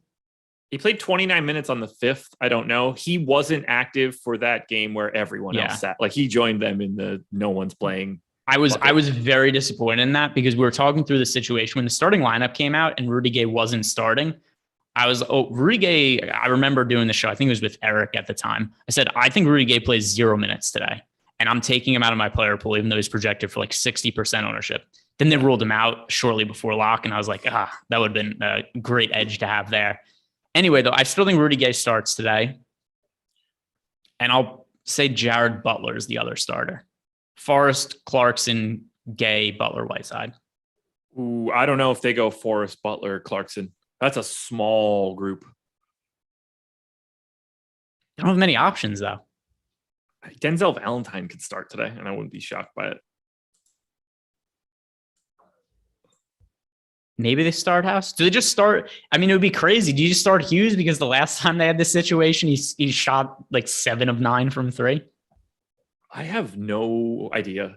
He hasn't played a minute. It's hard to make any decisions. So we get the starting lineup here, which should be coming out no time soon. Yeah. Well, our time here is done now. Oh, yes, it is 7:30. So we are out of here. Thank you to Yahoo for hanging out with us. I'm going to go try to save this bad boy and figure out what's going on. Who's starting, by the way? Okay, good. Yeah, that's helpful.